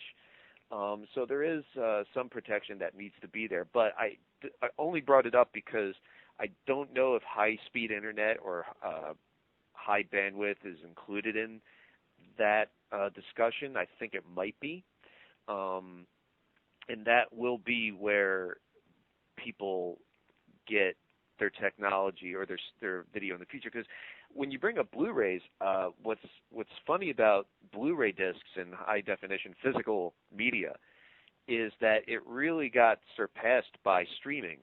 Right when Blu-rays were trying to be pushed by Sony via the PlayStation 3, and because that's their technology, and they wanted to infiltrate homes like they did with PlayStation 2, making that a DVD player as well. Because I love Blu-rays myself. I love having the physical copy because I always think to myself, well, suppose I'm cut off from the internet somehow. At least I've got my copies. But people really got into streaming, into Netflix and Hulu, and if WWE Network is that aspect for them of the wrestling portion that they want, fine. Thumb drives, I don't really see them just picking that up and plugging it in. I know for me, I got that WrestleMania box set they put out years ago of 1 through 22 or whatever it might be. Yeah. And I fucking hated it immediately because the first thing I did was I'm like, I'm going to open this up right to WrestleMania 6, and I'm going to put in my surround sound and watch in good quality Demolition's entrance because it's going to sound fucking awesome in surround sound. Oh, yeah. And the first thing I hear is they replaced the music. I know. How nice, huh? That was my first experience with the disc. Like, immediately I wanted to bring it back, so... Oh, yeah. You know what? I had the same experience, but mine was WrestleMania 17 for the gimmick battle royal. I don't know why. I'm so upset by that. I hate when they do that. Like, just leave it. I mean, they don't pay. I mean, don't they own that song? Or is that what? I don't understand. You're not going to pay Jim Johnston? What the hell? I know. I mean, I don't know if that was Jim Johnston or if it was some sort of deal with Rick Derringer and the album in particular. It was some weird stuff where, like, a whole set of songs had to be replaced. Like, I don't know. You would think that they owned it, but I don't know. It might have been some weird deal.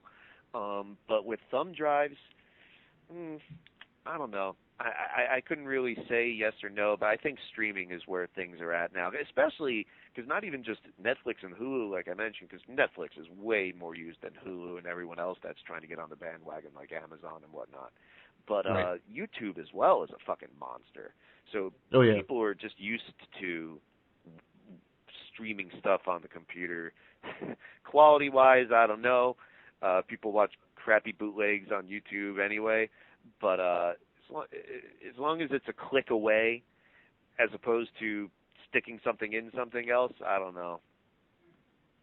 Oh yeah, that was just a hypothetical situation. Yeah, I don't really see thumb drives taking off either. If the internet, the way we know it is now, was 5 or 7 years away, I would say maybe, but now no. Well, I just want to say, go ahead. What's funny with physical media is, I'm sure you guys have seen at the movies, like a lot of AMC theaters now or whatever, but before the movie, you'll see a fanfare for Sony 4K. Like, that comes up like Sony 4K in this theater. I saw it, yeah. Well, I don't know if you've seen a Sony 4K television, and obviously 4K refers to the pixels that make up the not aspect ratio, but the dimensions of the screen.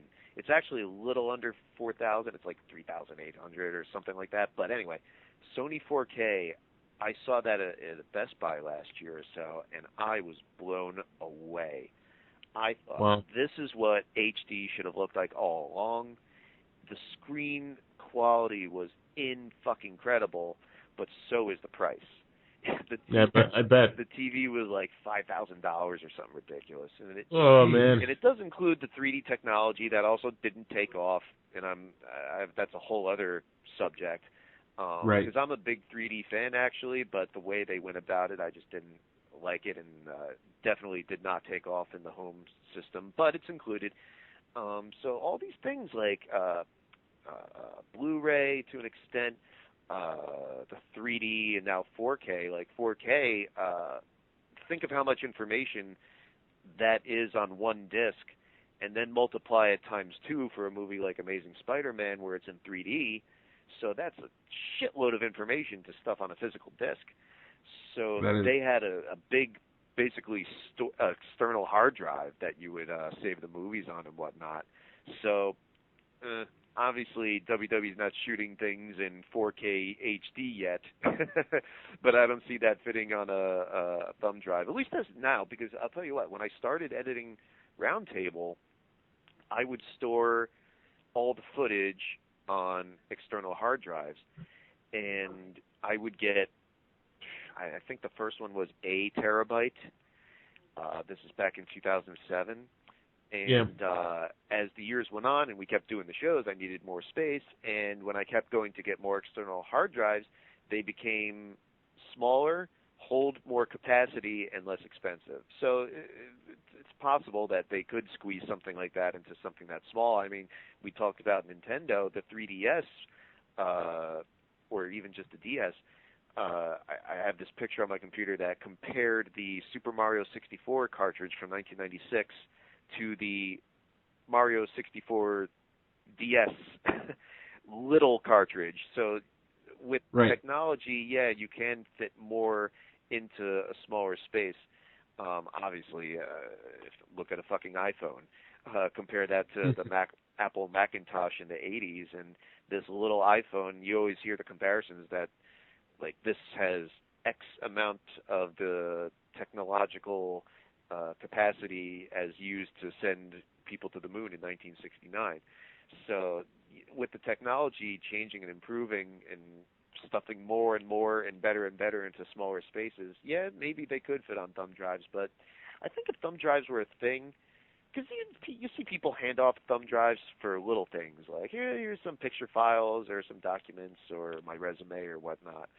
I don't really see it being something that people use for their entertainment and media, so to speak. Okay, that's fair. Okay, I was just curious to get another opinion on it. Yeah, because I don't think that's gonna take off, but I guess.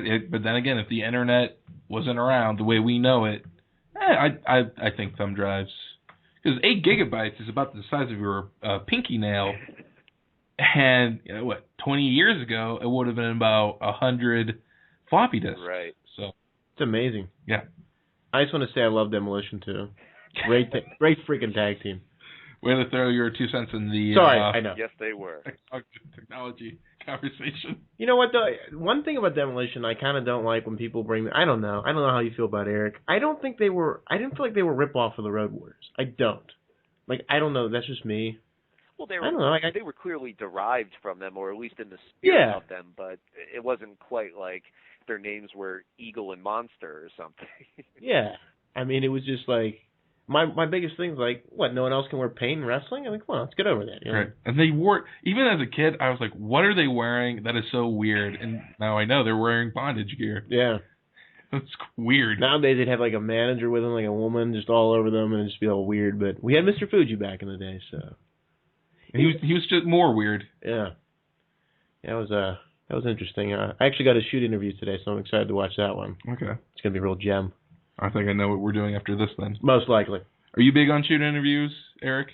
Not really. That fad sort of went by me several years ago. I mean, what bugs me about a lot of them is, well, there's 2 things. One is, especially when you have someone like fucking Rob Feinstein, who just does like a Google search on someone's, or Wikipedia, their career, and just reads, all right, how'd you get started in the business? And yeah, that sounds like him too. That's pretty good. Like all these stupid questions. especially with Kevin Nash. I got into that on the show once about these interviews. They're just reading off this paper. They don't really know a lot of this stuff. So when Nash talks about that same old bullshit about, oh, well, the finger poke would have worked if Goldberg wouldn't put his arm through the window, when that happened 12 months later and the interviewer doesn't know enough to bring that up, it just bugs me. And the second thing is, shooting interviews obviously live and die by the subject matter, or the interviewee, I should say, and how interesting they are to explain themselves. Nash is always hilarious. Ahmed Johnson's from, I think it was High Spots, maybe. Okay. That one was really enlightening and engaging. Ricky Steamboat's was very interesting. I mean, Ahmed's was interesting for really less to do with the wrestling itself, as much as his backstory and what he went through. But Ricky Steamboat's was very interesting for in the ring perspective. So there is some juicy stuff you can find out here and there, but I think it's just been so played out. I can't believe people are still doing them, really. I can't believe it's still a thing in a way. But then also you got some guys that I think it's clear that they're either bullshitting or just playing an angle. I don't want to out who this was, but someone I used to work with. But some guy did an interview, I think, with our video, and he just made up everything for like a whole hour or whatever. Oh, wow. Bullshit, so that way they could have to shoot it again and he'd get another payday or something. That's awesome. So, I mean, you can take stuff with a grain of salt, especially when you have like the New Age Outlaws a few years ago being like, fuck Triple H and he's an asshole, and then all of a sudden they're all buddy-buddy. So you can never quite tell. There's some fun clips when guys rip into each other. New Jack's always hilarious. Yeah. But especially Iron Sheik, like the only man, isn't that joke done by now? Like I still do a couple sound bites to myself. Yeah, fuck you and whatever. But I've heard it 1,000 times, so I'm not quite a fan. But this Mr. Fuji one, are you watching? It's not the Ring of Honor one, is it? No, it's it's RF video. I wasn't sure there was a Ring of Honor one, so I might have to pick that up too. Probably not. It's probably the same. Okay, probably. Like Did you ever see I know we did one with Butch Reed. And that'd be a good one. No. Okay. Like Scorpio was fun, but the reason I bring this up is because I used to put the shows together for the Wrestling Channel in the UK, and I don't know if we did this for the Fight Network in Canada also, but the shows were basically a mix of old events with some shoot clips and things like that. So I'd have to go pick out these clips and whatever, and Butch Reed's, it just could have put me the fuck to sleep. Wow. In fact, there was a, going back to the grain of salt part, there was a shoot we did that never even got released with Baron von Raschke, because he was just completely kayfabe in character the whole time, so they thought it was shit, and they never released it. Did you ever watch the Billy Jack Haynes one? Oh Lord, here we go. I'm sorry. Oh God. I feel really kind of bad for him. I don't know. A lot of it just seems like mental illness. But you know what? I think I met him at whatever convention it was the day that, like around the time it was shot, like maybe the day of or the night of. Okay. So I'd only heard bits and pieces that are on YouTube. And he seems pretty whack.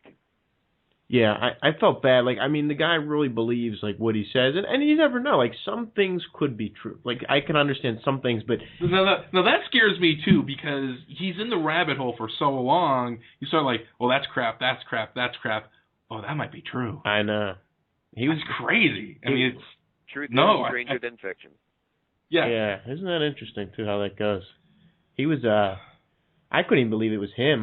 He looked really just. I just felt bad for the guy. He looked really bad, but that's not taking care of himself.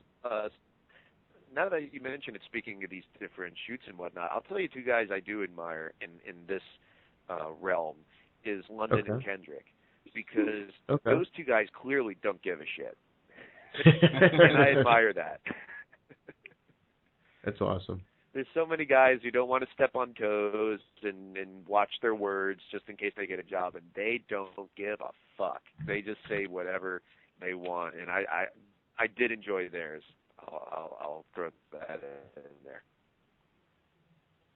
Oh yeah, I mean, and that's a good attitude to have too. I mean, really, honestly, when it comes down to it, wrestling's a work, you know, and people are going to be who they're going to be, you know. Right. But and they are hilarious. I watched the I don't know if you ever saw, like, I'm like a big WCW guy, so I was interested to see like what the Italian Stallion had to say. I don't know, it's just like one of those random people that you never really saw that much, but you kind of always wondered. And I think he did one for High Spots, his shoot interview. It wasn't bad. I didn't hear. Hello? Yeah, you still there? Still here. Hello? Still here. Hi. Can you hear us? Okay. It seemed like the connection was falling out there. I didn't catch the part where you said that you were a WCW guy and you liked so-and-so's interview. I didn't hear that part. It was the Italian Stallion. He was like, I guess like the, almost like, I guess he was a trainer for the Hardys or something. Okay. He wasn't, you know, it was just neat to hear his story, because he's like one of those guys I'd watch on Saturday night team up with like the Cruel Connection or somebody and just get annihilated by Barry Windham or someone. But it was just fun to listen to like that. But I love to hear like just a little bit of their story. Like I listened to Paul Roma's too, you know, and that was, I mean, I felt like he was a talented guy. I just kind of felt like maybe he kind of just didn't, I don't know how to act, I guess. I don't know. He just seemed like a little rough. It seemed like it.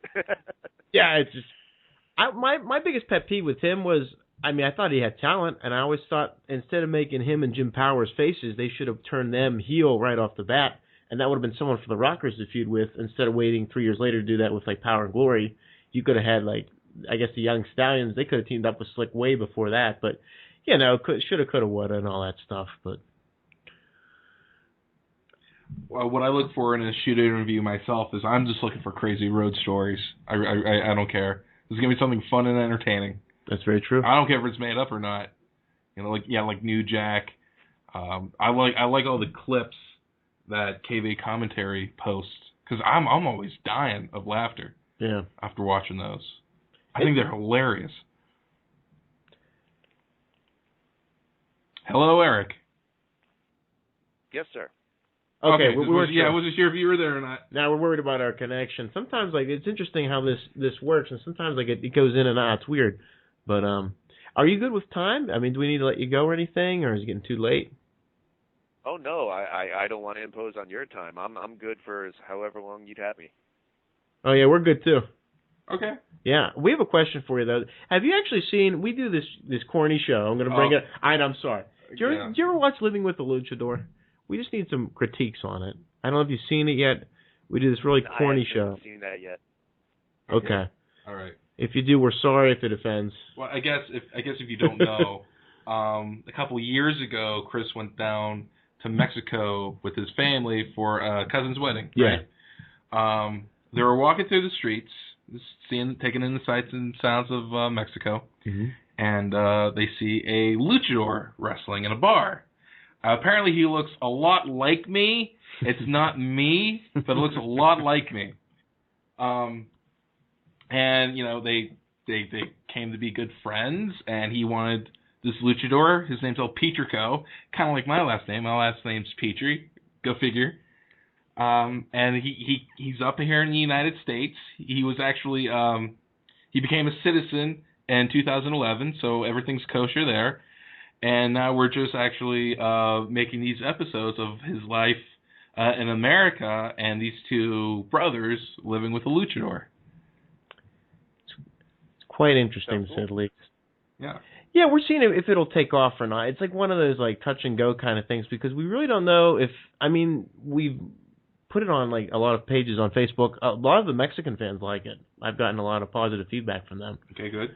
But I don't know. Just something to tinker with to see if it'll catch on or not. I don't know. Does funny equal money, Eric? It can to an extent. Okay. I know this is the big Hulk Cabana versus Jim Cornette thing, and Yeah. I mean, I fall kind of on both sides of the fence there, because for Jim Cornette to completely dismiss someone like Hulk Cabana, I mean, not to, he will acknowledge, I think, that he is a talented wrestler. I guess he just doesn't like what he does, his act. And I know just from merchandise sold and things like, and to say nothing of crowd reaction, for fuck's sake, but just in terms of actually drawing money, yeah, Colt Cabana has done very well for himself and his career, not being signed to WWE or a major league like that, with his various projects and wrestling around the world and whatnot. So he's an example of someone who can make a living doing it, and merchandising, whatever it takes. But do I see it headlining WrestleMania? Of course not. But that doesn't mean that it doesn't have its place on the card somewhere. Okay. You know, because that's true. Talks about wrestling being a variety show, and that's part of the variety. Okay. That's true. All right. Because you want to know how funny that 7 levels of hate is? It's not funny at all, but it's okay. It's very good. Yeah. It's very good. Yeah, he was serious when he needed to be. Yeah. I guess we'll keep pushing. It's just hard to know because we don't want to I don't know, look stupid, but we want to have a good time with it too. Not take it too seriously. Yeah, because right now our jobs are in education. I actually have a degree in elementary education, so I'm not in radio. This is going to sound so bush league, but I think this just shows my inexperience in this format. What's your background? Well, I went to school for video and different sort of production, TV, some audio. It's never really what I wanted to do.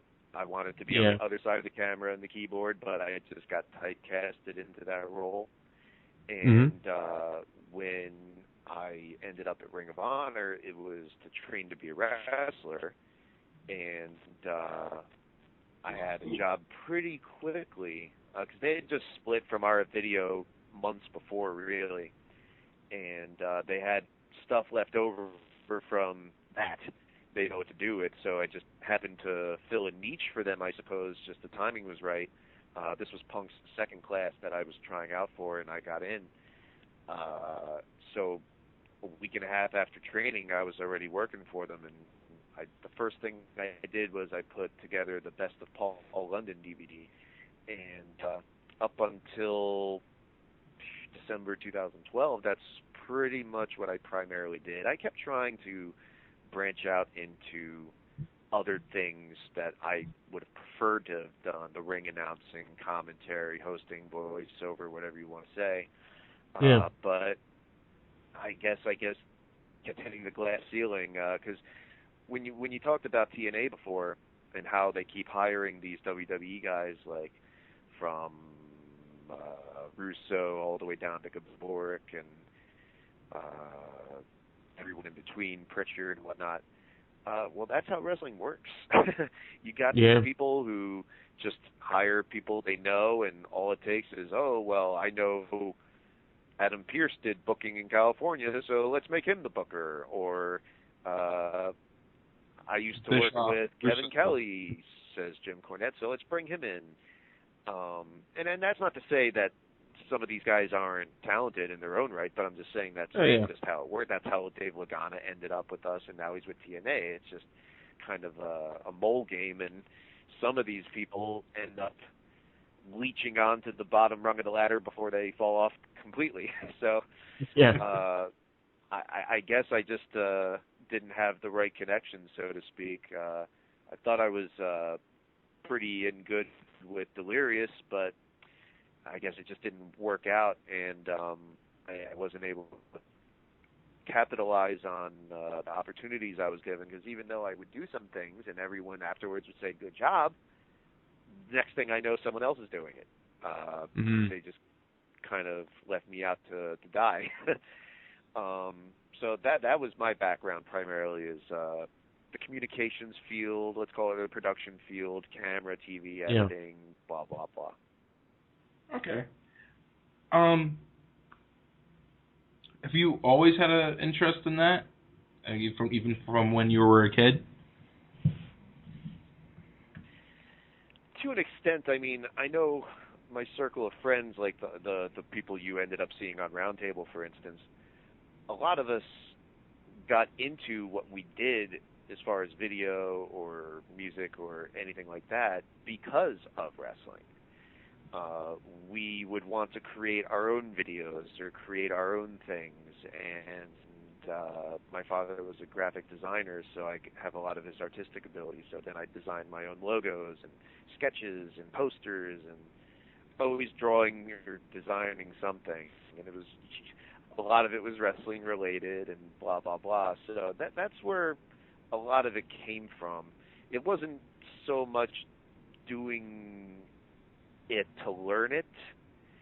I mean, I've always been a movie buff and interested in the entertainment industry anyway, so it's interesting to know those sort of things. But yeah, a lot of it had to do with wrestling, if that answers your question. That early on we got interested in that sort of thing. And besides, it's just my personality that I want to get to the bottom of things. I want to know the origin of things and where they come from. So for instance, whenever I get a movie on Blu-ray or whatever, I want to see that making of, and I want to know the production end of it and what went into it. And when you watch this sort of stuff, it's fascinating. Even if you watch, and in keeping it to just wrestling, even if you watch how WWE sets up their shows, I mean, obviously people concentrate on WrestleMania, but even when I went to Survivor Series in 2011, if I go to the WWE show, a UFC show, even a concert, I always kind of eye up the building and take notes of what they're doing. Oh, this is their lighting rig, and oh, this jib cam's over there, and okay, the staff's over there, and the switcher's there, and blah, blah, blah. It's just a curiosity, really. Not necessarily anything I wanted to do, because I'll tell you that I did some acting gigs last year, and what was really a relief is not having to break down the equipment and load it up and then have to spend all the time editing it on the keyboard and whatnot.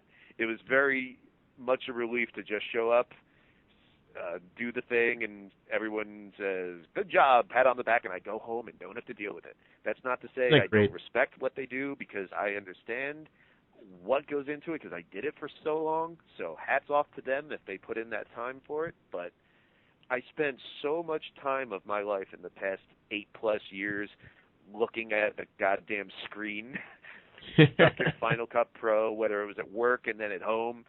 So to be glued to that program, I'm not quite missing it just yet. I'm enjoying doing other things. That's true. With your time in ROH and doing all your things with being in front of the computer, this is kind of a personal spot with us, but have you ever been on Ring Crew? Oh yeah, I was on Ring Crew for the first over a year that I was there. Any interesting stories? Interesting stories from Ring Crew. Well, I told the one on the show that I did on ROH about Spanky. I could retell it here if you like. But it was basically, we were doing our first show of 2005 in, I want to say, Braintree, Massachusetts. It was called It All Begins Again or some bullshit. It was a play on the WrestleMania 20 catchphrase. And it was Austin Aries' first show as the champion. I think he defended against Colt Cabana. And the opener was Spanky and Alex Shelley. And it was an okay show. It wasn't quite blow away. Like, as we had just finished the year of 2004 with Final Battle, and that had the Joe Aries title match, which was fucking great. So it was kind of a downgrade from that. It was like the beginning, middle, and end matches were okay, but everything in the middle just kind of fell flat. So I know the Ring Crew, the students and I weren't really digging the show too much, but we were loading the truck afterwards, and Spanky came around and shook all of our hands. And wow. For a business, that's the key word everyone uses, a business. For a business that's so full of this food chain, everyone has to shake each other's hands and watch their backs and this totem pole bullshit.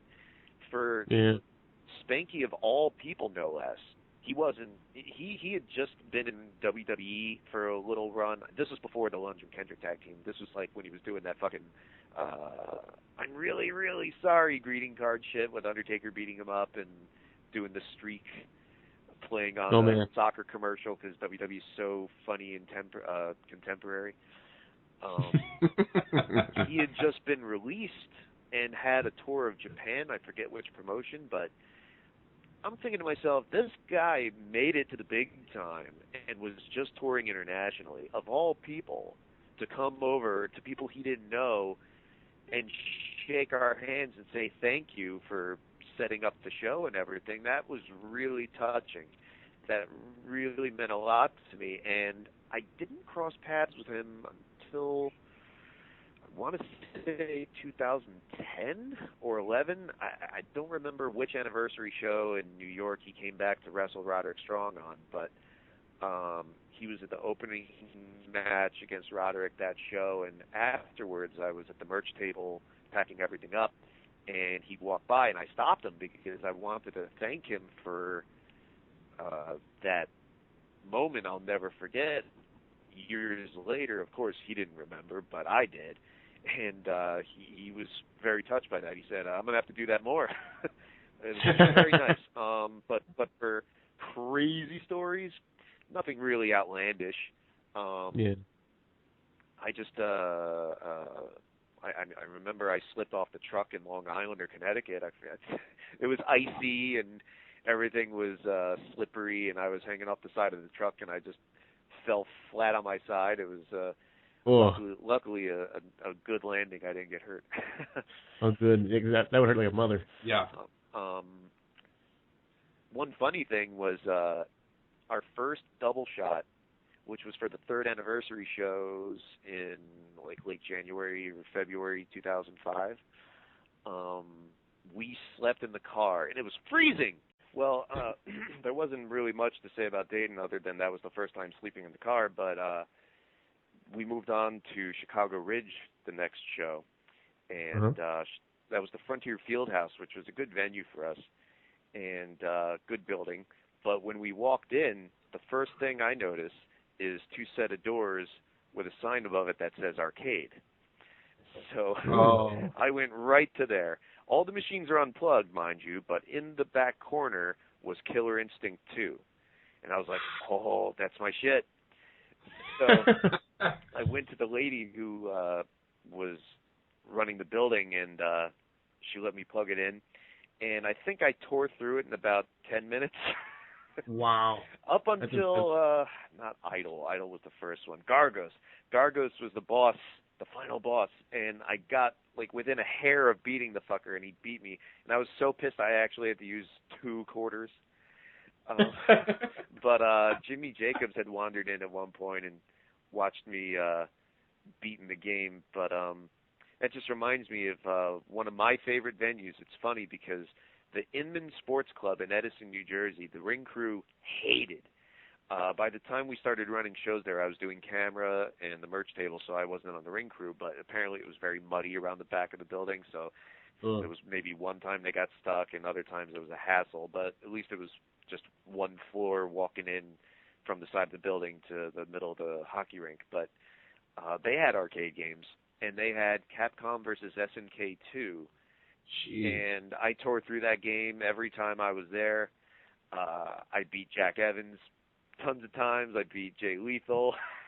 Anybody who was walking in or walking out with their roller bag who thought, oh, I'm going to stop and play, it was kind of a mistake.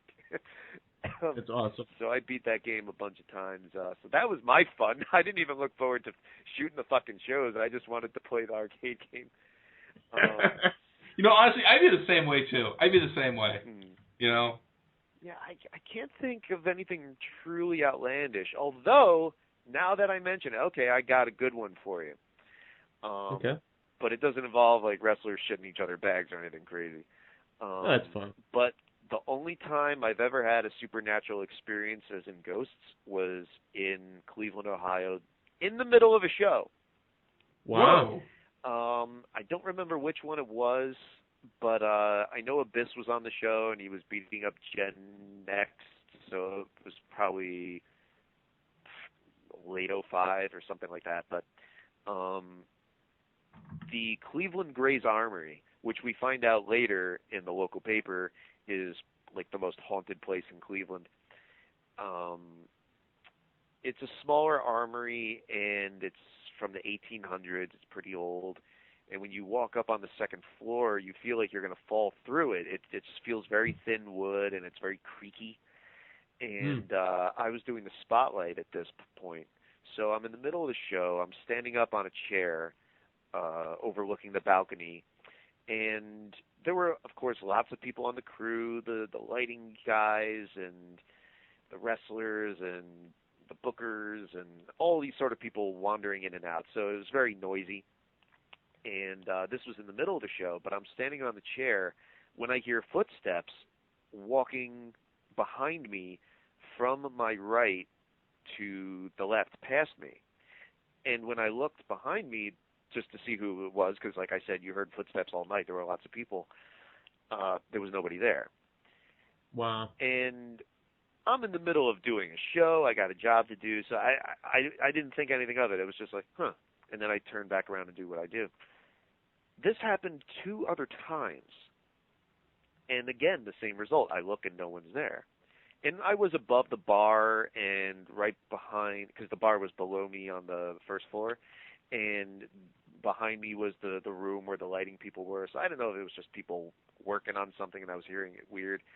But we're loading up the truck, and I guess we were going on to Chicago or something, but we're loading up the truck at the end of the night, and someone says, there's a painting in the men's room with ghosts in it. And I was like, I got to see this. So I go to take a piss, and I'm at the urinal. I look up, and it's a group picture, portrait painting of, it's in the armory, so I don't know if it was people who were enlisted or anything like that, but it looked like it was a lot of slaves in 1800 outfits. But there were 2 completely white, transparent figures. One was half hidden behind someone, kind of like they were peeking out from behind someone, and one was sitting in a chair.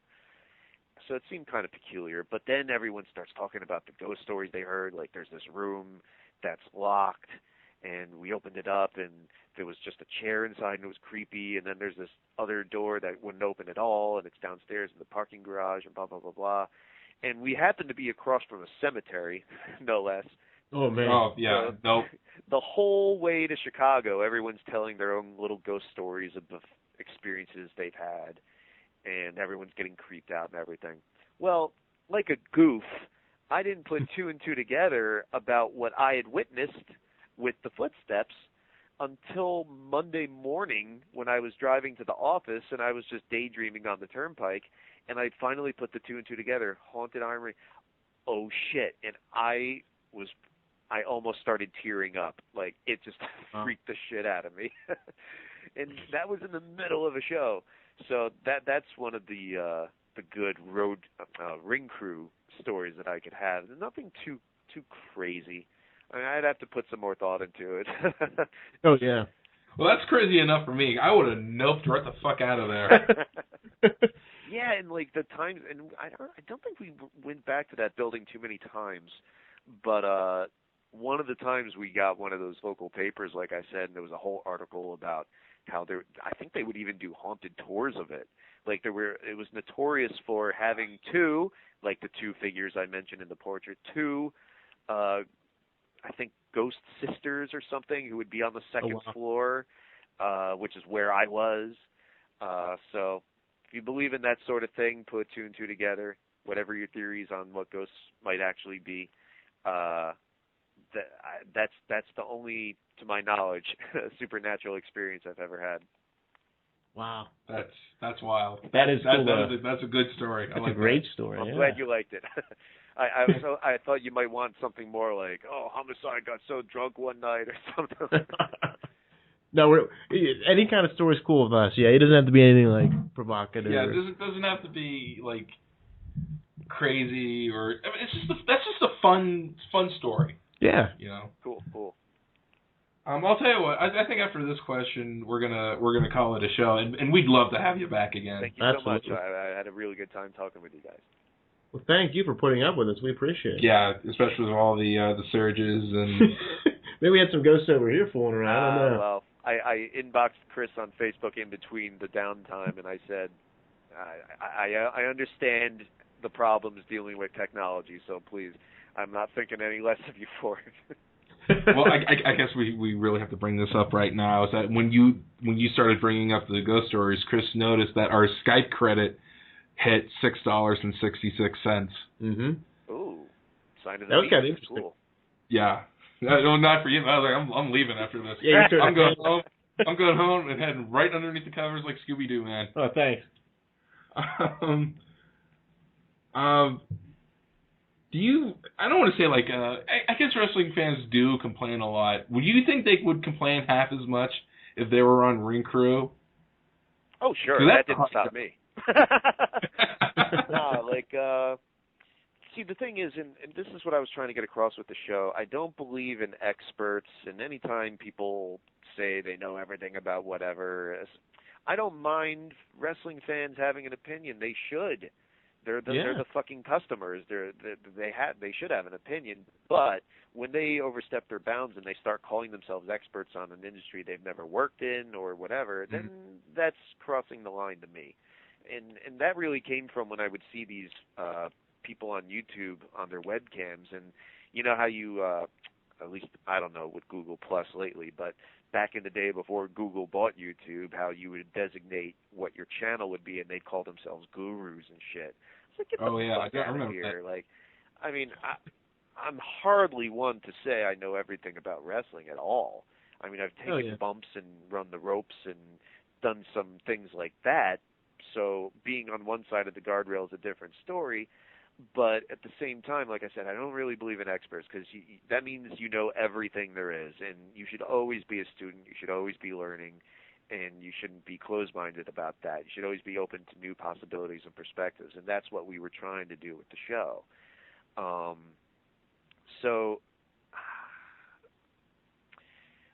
mean, I'm sure some people might listen to this and say, all we did was complain for an hour or 2 hours or whatever anyway. But, I mean, it comes from a place where you want it to be better because you remember the times that you really enjoyed a show or you really got into wrestling and you wished for it to be like that all the time.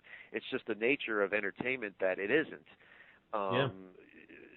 People complain about the movie industry and everything's a sequel and a remake and a spin-off and this and that. But you know what?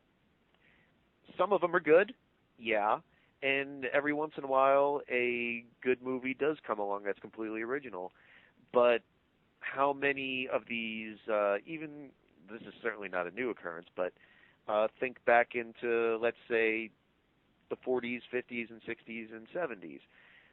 For every Double Indemnity, every The Big Sleep, every, let's make it a little more modern, Taxi Driver, how many Bikini Girls versus the Martians are there, and other sort of things like that. It's just the nature of entertainment, whether it's music, movies, wrestling, and that's a distinction I do make. I really do not like when wrestling fans always say, it's just, well, you say movies, you say wrestling's fake, well, movies are fake too, and I think it's actually a disservice to wrestling itself, because wrestling is its own unique and American, I would say, art. It's a combination of different things. That's why when McMahon wants to get an Emmy nomination for the show, and he compares it to sitcoms, like it's the longest running episodic bullshit.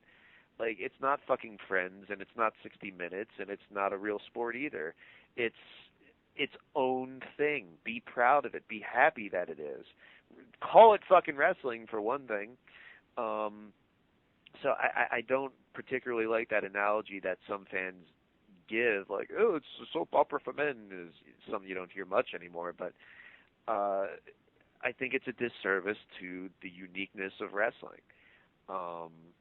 So I do think a lot of the complaints come from a good place, but being on the ring crew, yeah, I mean, and that was something I was trying to get across too. Like, I wasn't trying to talk down to people or be like, oh, I worked in wrestling, so blah, blah, blah. It's just that you do get a different perspective when, I mean, I hesitate to give a real example specifically per se, but let's go to, like, I believe it was Chris who said earlier something about TNA, like, you wonder why they didn't do this with so-and-so, or wonder why they didn't follow through with that or whatever. Yeah, there is a lot of bullshit ego and stupidity that goes along with it, but there are a lot of other mitigating factors that go into the business side of things. People wonder all the time, maybe, like, why this deal fell through or why so-and-so left and this and that. And there's a lot more that goes into steering the ship that is a wrestling company behind the scenes that they might not be privy to. I hope I've shed a little light on some of that with maybe some of my Ring of Honor stuff or whatever. But it does connect to what I said before about everything starts with creative. Because the whole process, and people always talk about wrestling being a business. It's a business, it's a business, it's an industry, it's a business. Well, the whole reason that engine gets started is capitalism. It starts with the money. And the money comes from people paying to see something they enjoy and something they want to see. So if you're not giving the fans something that they can sink their teeth into or get them excited, then the whole process shuts down. And then eventually the money's not coming in and they have to make cut costs, and then things get worse, and then the whole system fucking shuts down and the promotion folds or whatever.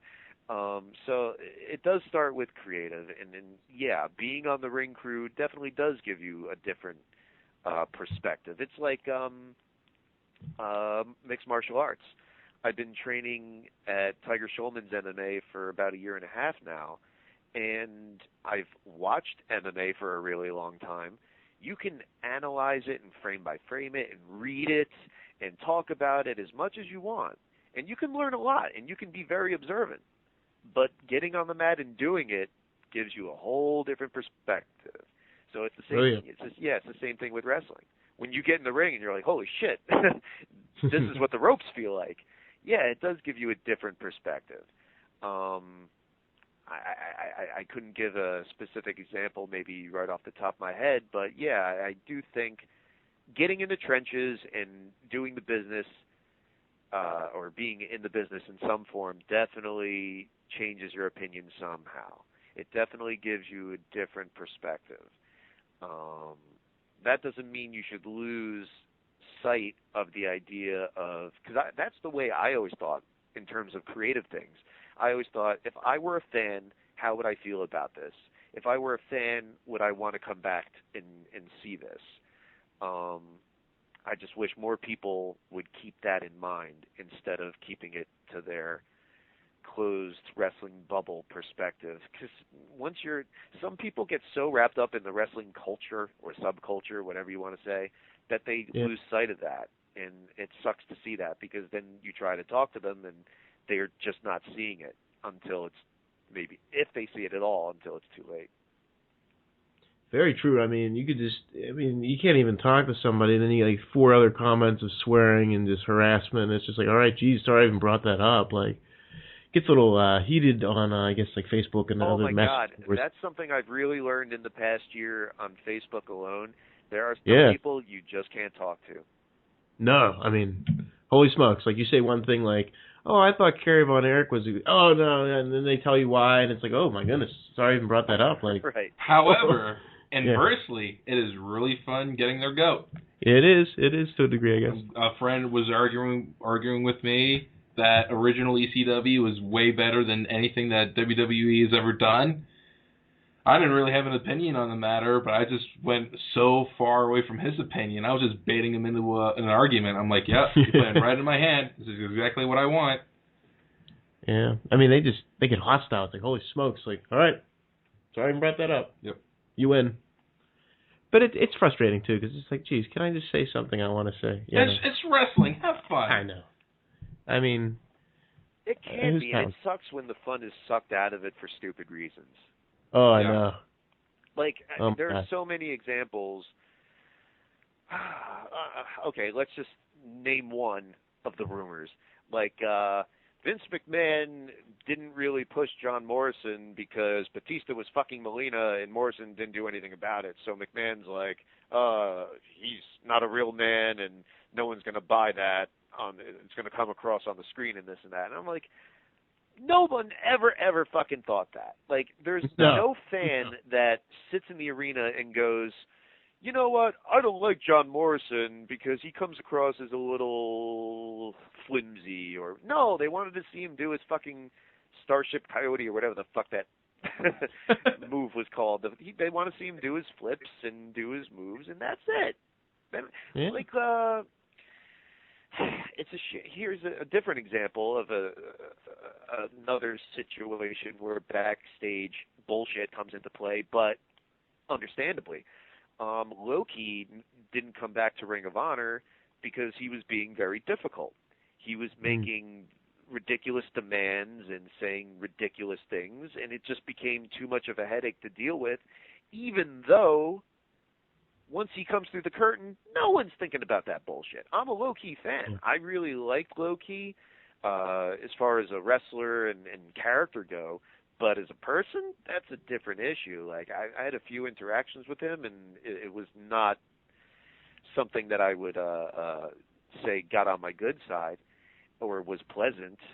And that was just the few times I maybe bumped into him personally, let alone what I know from people I talked to about why that didn't come to be. Or I mean, it shows, doesn't it? I mean, like, he's in with Gabe Sapolsky again, so he shows up at Evolve for one show and then disappears.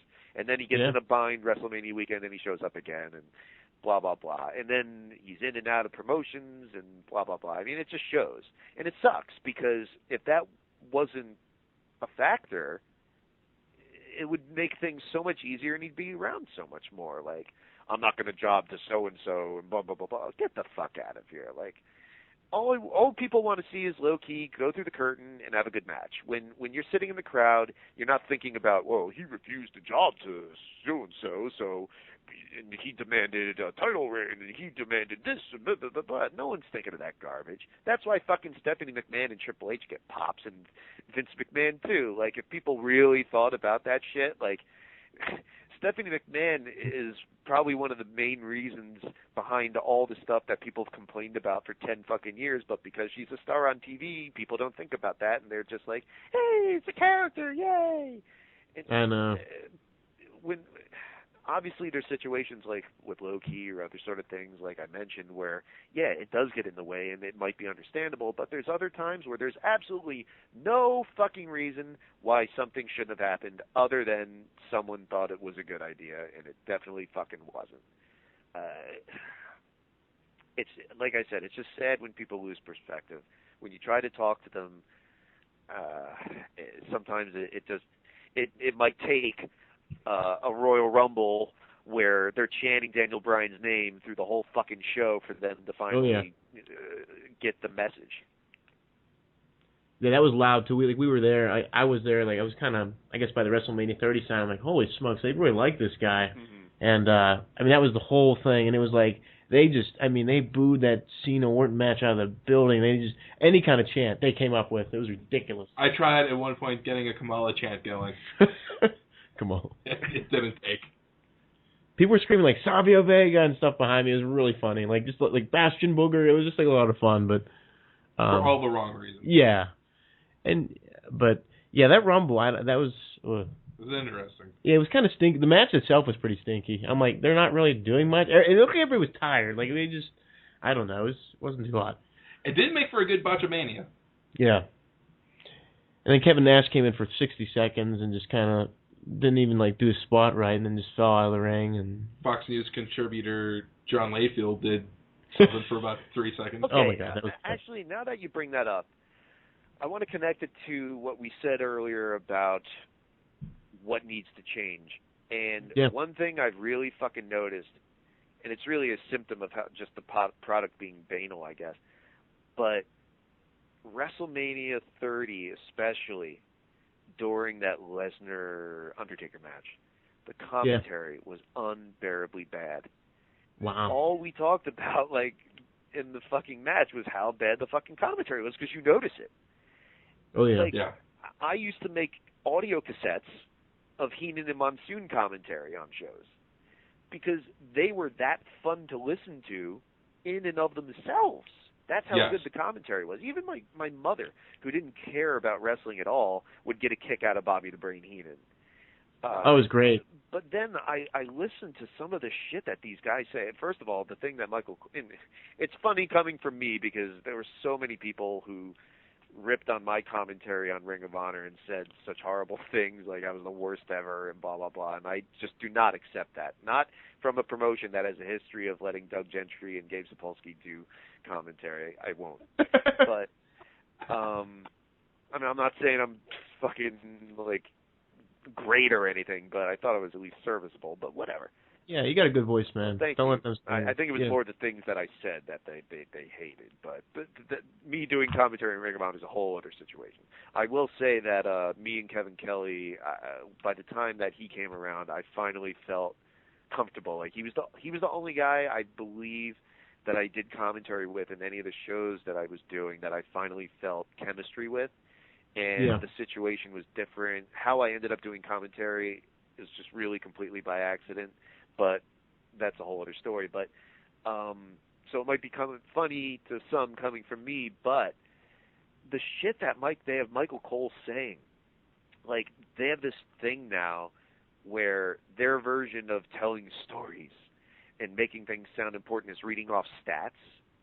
Oh, geez. So it'll be like, I don't know, like Undertaker's coming to the ring, and they'll be like, they didn't do this, but just as an example, you'll understand what I mean. Like, he is a former tag team champion with The Rock and Kane and Mankind and blah, blah, blah, blah, blah.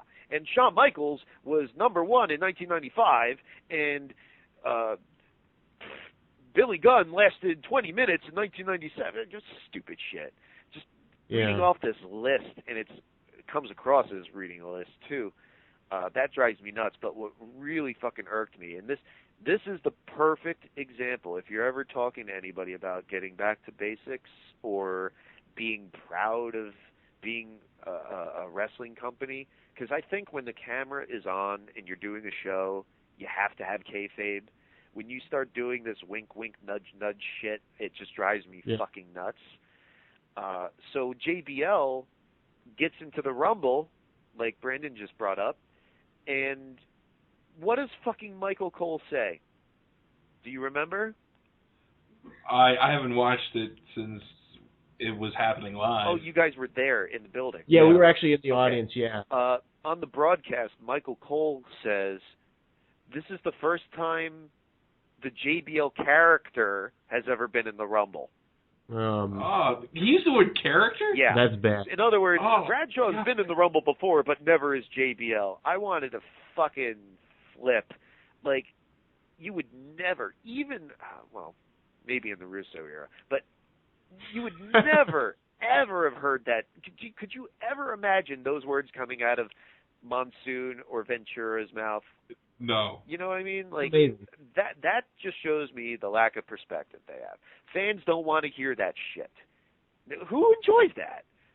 No one. It's almost as bad. My biggest pet peeve is TNA and Taz and TNA. I still to this day can't figure out why they have a paycheck and they're there. I mean, it's so bad. I have to put it on mute. Mm-hmm. I can't take it. Like Taz, I mean he's a great wrestler, but it's so awful and unbearable that it's just you're praying for Don West to come back or Todd Kennelly or whoever. I like Todd Kennelly. I thought he actually was. Oh, I didn't pretty like good. him at all. I thought you didn't like him? No, I thought it was more that carny bullshit, like he's going for a high spot and he's getting the pop from the crowd sort of stuff. Not all the time, but saying it at all is enough for me. Just like, that's enough. I mean, it's so unbearable with those two. Like, Mike Tenay overanalyzes everything, and Taz just, I'm really confused what he's trying to do. So it's like he's like this character, but he's not, and it's really bad. And it's like, oh God, please end. Well, Lawler doesn't have an identity either. Like, he's just what there, happened there? Right? Yeah, like they really stripped him of everything. When did he become St. Jerry the Pious? Remember when he was just talk about, he would make fun of Stu and Ellen Hart? Right. Yeah. For being old and just talk about women's tits all the time. He was in his glory against Jake the Snake Roberts in '96. Oh yeah, that was some great stuff. Like, he come out of that booze bottle or whatever, he's like jerking him around. When you have someone who has that sort of wit and that sort of brain, like Heenan, no pun intended, or Lawler, how could you not utilize that? That's what doesn't make sense to me. I don't understand that. Like, what are they, like you said, back to basics, and like, what are they thinking? It's just, I mean, like you said, like Bobby Heenan in the 1992 Royal Rumble was like a masterpiece. Oh, like, yeah, that's very infamous. Well, not infamous, but very famous for a good reason, because it really was. I was just thinking about that the other day. Like, what a perfect trio for Flair to be put up with when he came into the WWF finally. Hennig and Heenan, like, what chemistry. But he was so good. I mean, he could put anybody up. Could put out on iTunes the commentary for just the Rumble '92 match itself, and people would download it. Yes. Oh yes. Yes. He would just go like Monsoon, like, we'd be serious. It would just show you how talented they were. But isn't that so sad that we've lost that? Like, it's gone. Like, there's no one that uses common sense, and they don't let these guys just be themselves, have the chemistry, if it's even there at all. I don't know. But well, see, yeah, I think it could be, because people lament all the time, and have on this show. I don't know if you guys have brought it up, but I've certainly read it on the internet. But people always talk about, oh, it's so sad that the territories aren't here, and where are these guys going to get any good, and the talent's not out there now, and this and that. And I'm like, you know what, though? Daniel Bryan came up in an era without territories, quote unquote. Mm-hmm. Even guys like Samoa Joe, and not even the indie guys, but like even Cena. I know everyone hates Cena, but some of the guys who were like basically WWE originals, not including like the UPW run, but like guys they got their hands on early in developmental and brought them up through OVW and then have put them on TV for way too long. Not even counting the wrestlers like Angle, Lesnar, and Benjamin, but there's been so many talented, good wrestlers, and even wrestlers that are on the roster now who didn't come through the territories, and they are very talented, very good. It's just a matter of letting them do what they do. When I see people complaining about Claudio or Cesaro on the internet, like, oh, he's all right, but I don't know, or he's boring, or he doesn't have a personality, or whatever it might be, and I'm like, motherfucker, use the internet, look up his indie shit, because if he hasn't even done a fraction of what he's capable of on TV.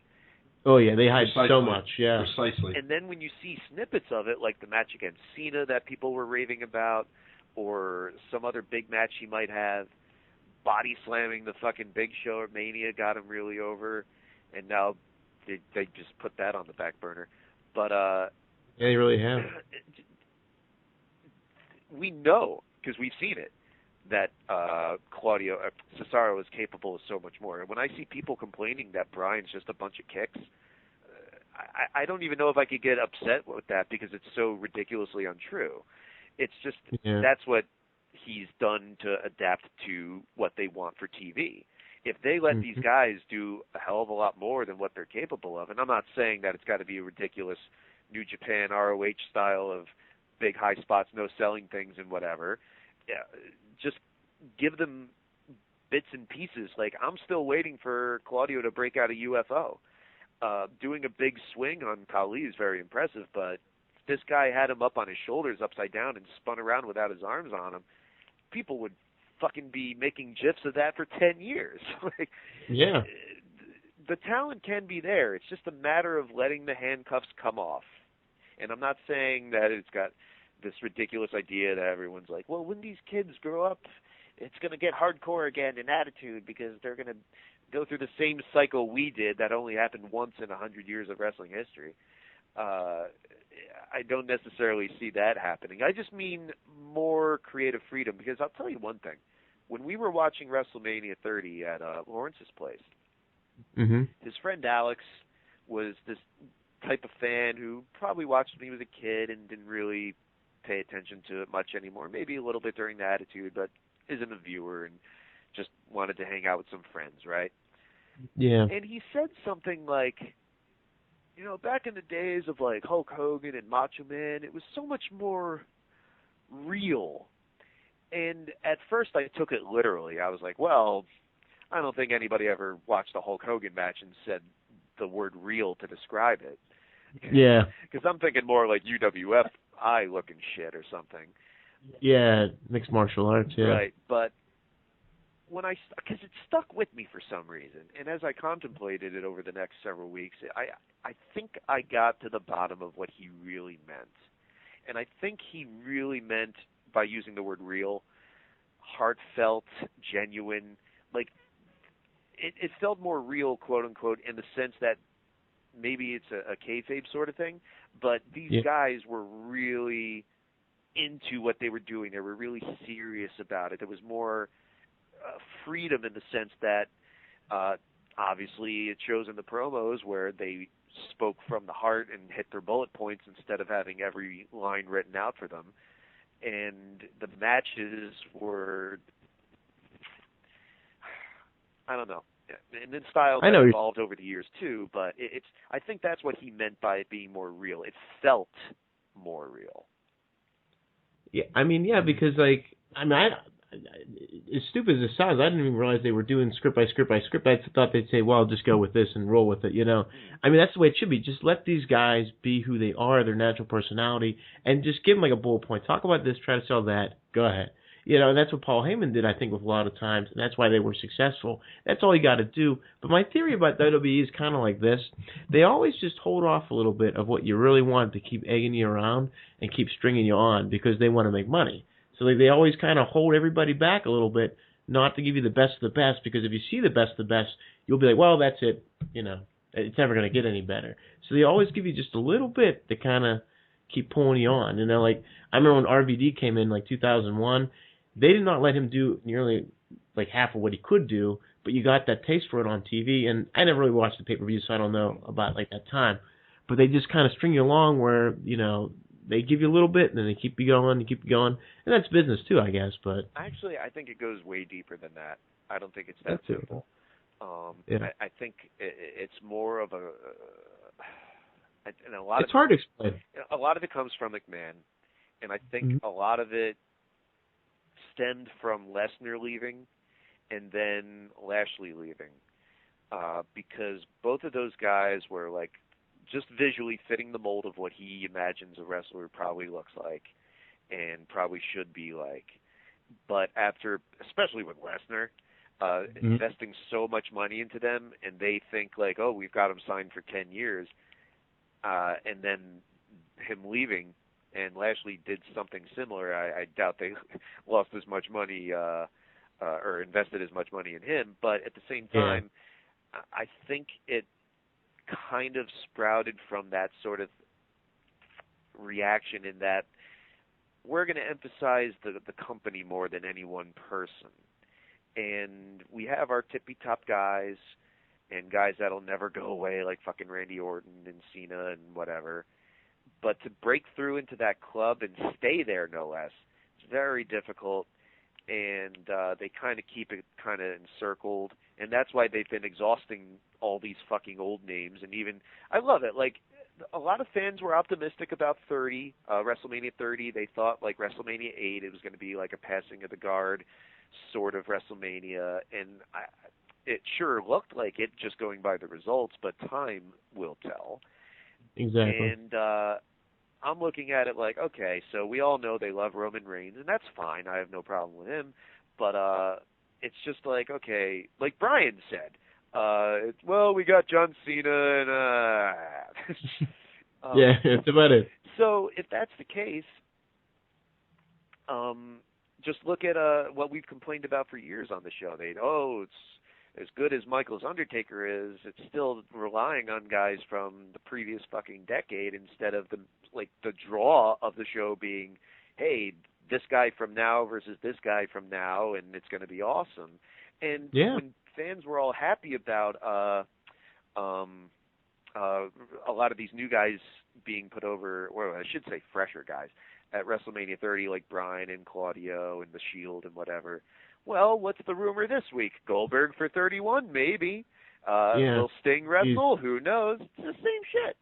So I know. Even if The Rock comes back and puts over Roman, which was the latest fanciful rumor, good for him, I guess. But there has to come a time when they stop relying on all these old guys, and they're really running out of them. They haven't gotten Michaels to come back, and Batista's like, fuck this company at this point. Yeah, that's true. And what other options are they going to have in the future? They have to make these guys, and using a previous generation's name to put them over, great. But there has to be a point where they have to go against each other. Michaels put over Austin at 14, but the next year at 15 it was Austin and Rock. Yep. That's so true, and I don't know what they're going to... I hope they do it, but, only time will tell, definitely. Mm-hmm. See what's really going to happen here. I mean... But actually, one other thing I wanted to tell you about, with the promos before, because you said, let these guys do it and whatever. The problem is, with the business, is that everybody copies WWE from the top down. Like, not even just TNA, but ROH to a degree, and the indies and whatnot. And by that I mean, like, when you were talking about that's what Heyman did, and that's what guys used to do back in the day and whatnot, I mean, like I said about the Performance Center, you have to kind of go on a case-by-case basis, because I remember there were promos for Ring of Honor that were written out word for word for some people. Others, it wasn't like that. It depended on the person. But with the people who would write it out word for word, eventually it's just like, why do they even bother talking at all? Like, they've been wrestling for 10 years and they haven't caught on to how to cut a decent promo yet. Why force it? Just do a Bobby Eaton with them and give them a fucking cornet. There's other guys like Jay Lethal. Jay Lethal used to be a guy that I had to do... There was like a camera cut after every sentence practically. Oh, wow. And then I look at him years later, after he came back from TNA, where obviously he really grew and learned how to do that.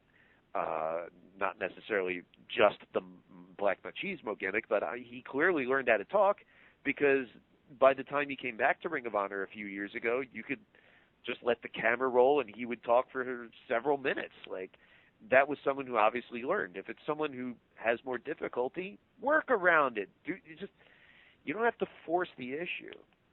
Yeah, that's so true. It's like anything. It's like with acting too, and like we face a lot of that sometimes. A lot of stuff we do when we act and we do certain things, it's all improv.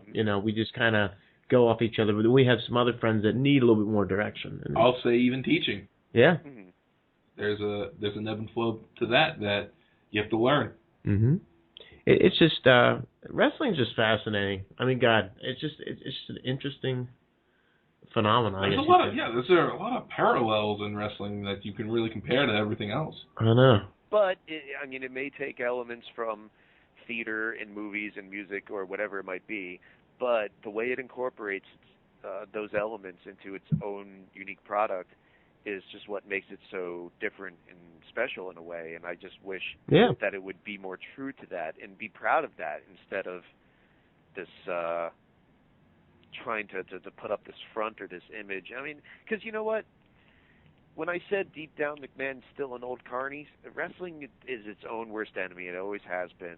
Like, they can play the violin about, the media and the public and whatever it might be, but wrestling brings on so much of its own problems unnecessarily. So that's why I have little sympathy, because it just doesn't have to be that way. It just don't be like that. But in the interest or spirit of not giving too much fuel for anyone who might be listening to say, all we do is complain, I wanted to hear from you two guys, Chris and Brandon. Tell me, like, one thing about wrestling, aside from, like, you mentioned Chikara or some of the international pay-per-views that you enjoy, whether it's WWE, TNA, something like that.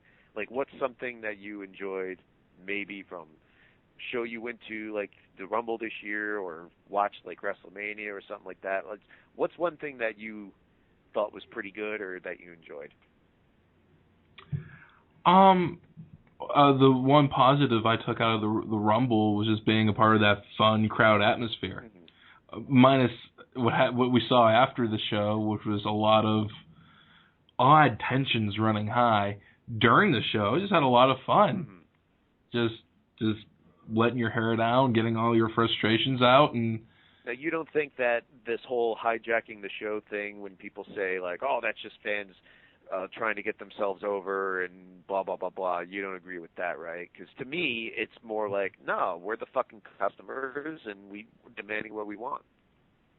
I think that there's probably a dozen or so douchebags who do try and make it about themselves. Oh, sure, there's always people like that. Yeah, but like, no, you got to go and just have a good time. That's you're supposed to have fun. It's not opera. You don't pay and sit there and they don't cue you when to applause. If the swan from Swan Lake is sucking ass, well, guess what? You get on them. Yeah. That's true. And that's what makes me kind of mad. Like when wrestlers kind of like belittle fans and make fun of them and stuff. And they're the reason why you're driving in your limo. They're the reason why you got your new flashy boots you're wearing or whatever. It's like, respect them. Like you said, they pay the tickets, they buy merchandise, they show up at your shows. Appreciate them. And I think it's a movement. It's saying you don't listen to us. That's all it's saying is please listen to us. We're paying to see this. It's a simple concept. People that go to a wrestling show, they want to be entertained, but they want to see wrestling too. They want to get jerked around for 2 hours. When I saw that one Raw, they had Flavor Flav on there for like, I think it was like 20 minutes were wasted. I'm like, the show got canned in like, I think a week. I'm like, why do we waste time on that? I understand deals, contracts, whatever, but God, that was awful. And I don't think any match was longer. I think the main event was the longest match. Well, of course, but every match was rushed and it was sloppy. And I hadn't seen Monday Night Raw ever, like live, so it was something different for me. But it was so bad. I'm like, wow. No wonder people don't watch this. Well, that's because shit like that, there's an ulterior motive behind doing stuff like that, and it's not to entertain the fans. It's to get that little fucking plug on TMZ or Entertainment Weekly, and oh, look at us, blah blah blah.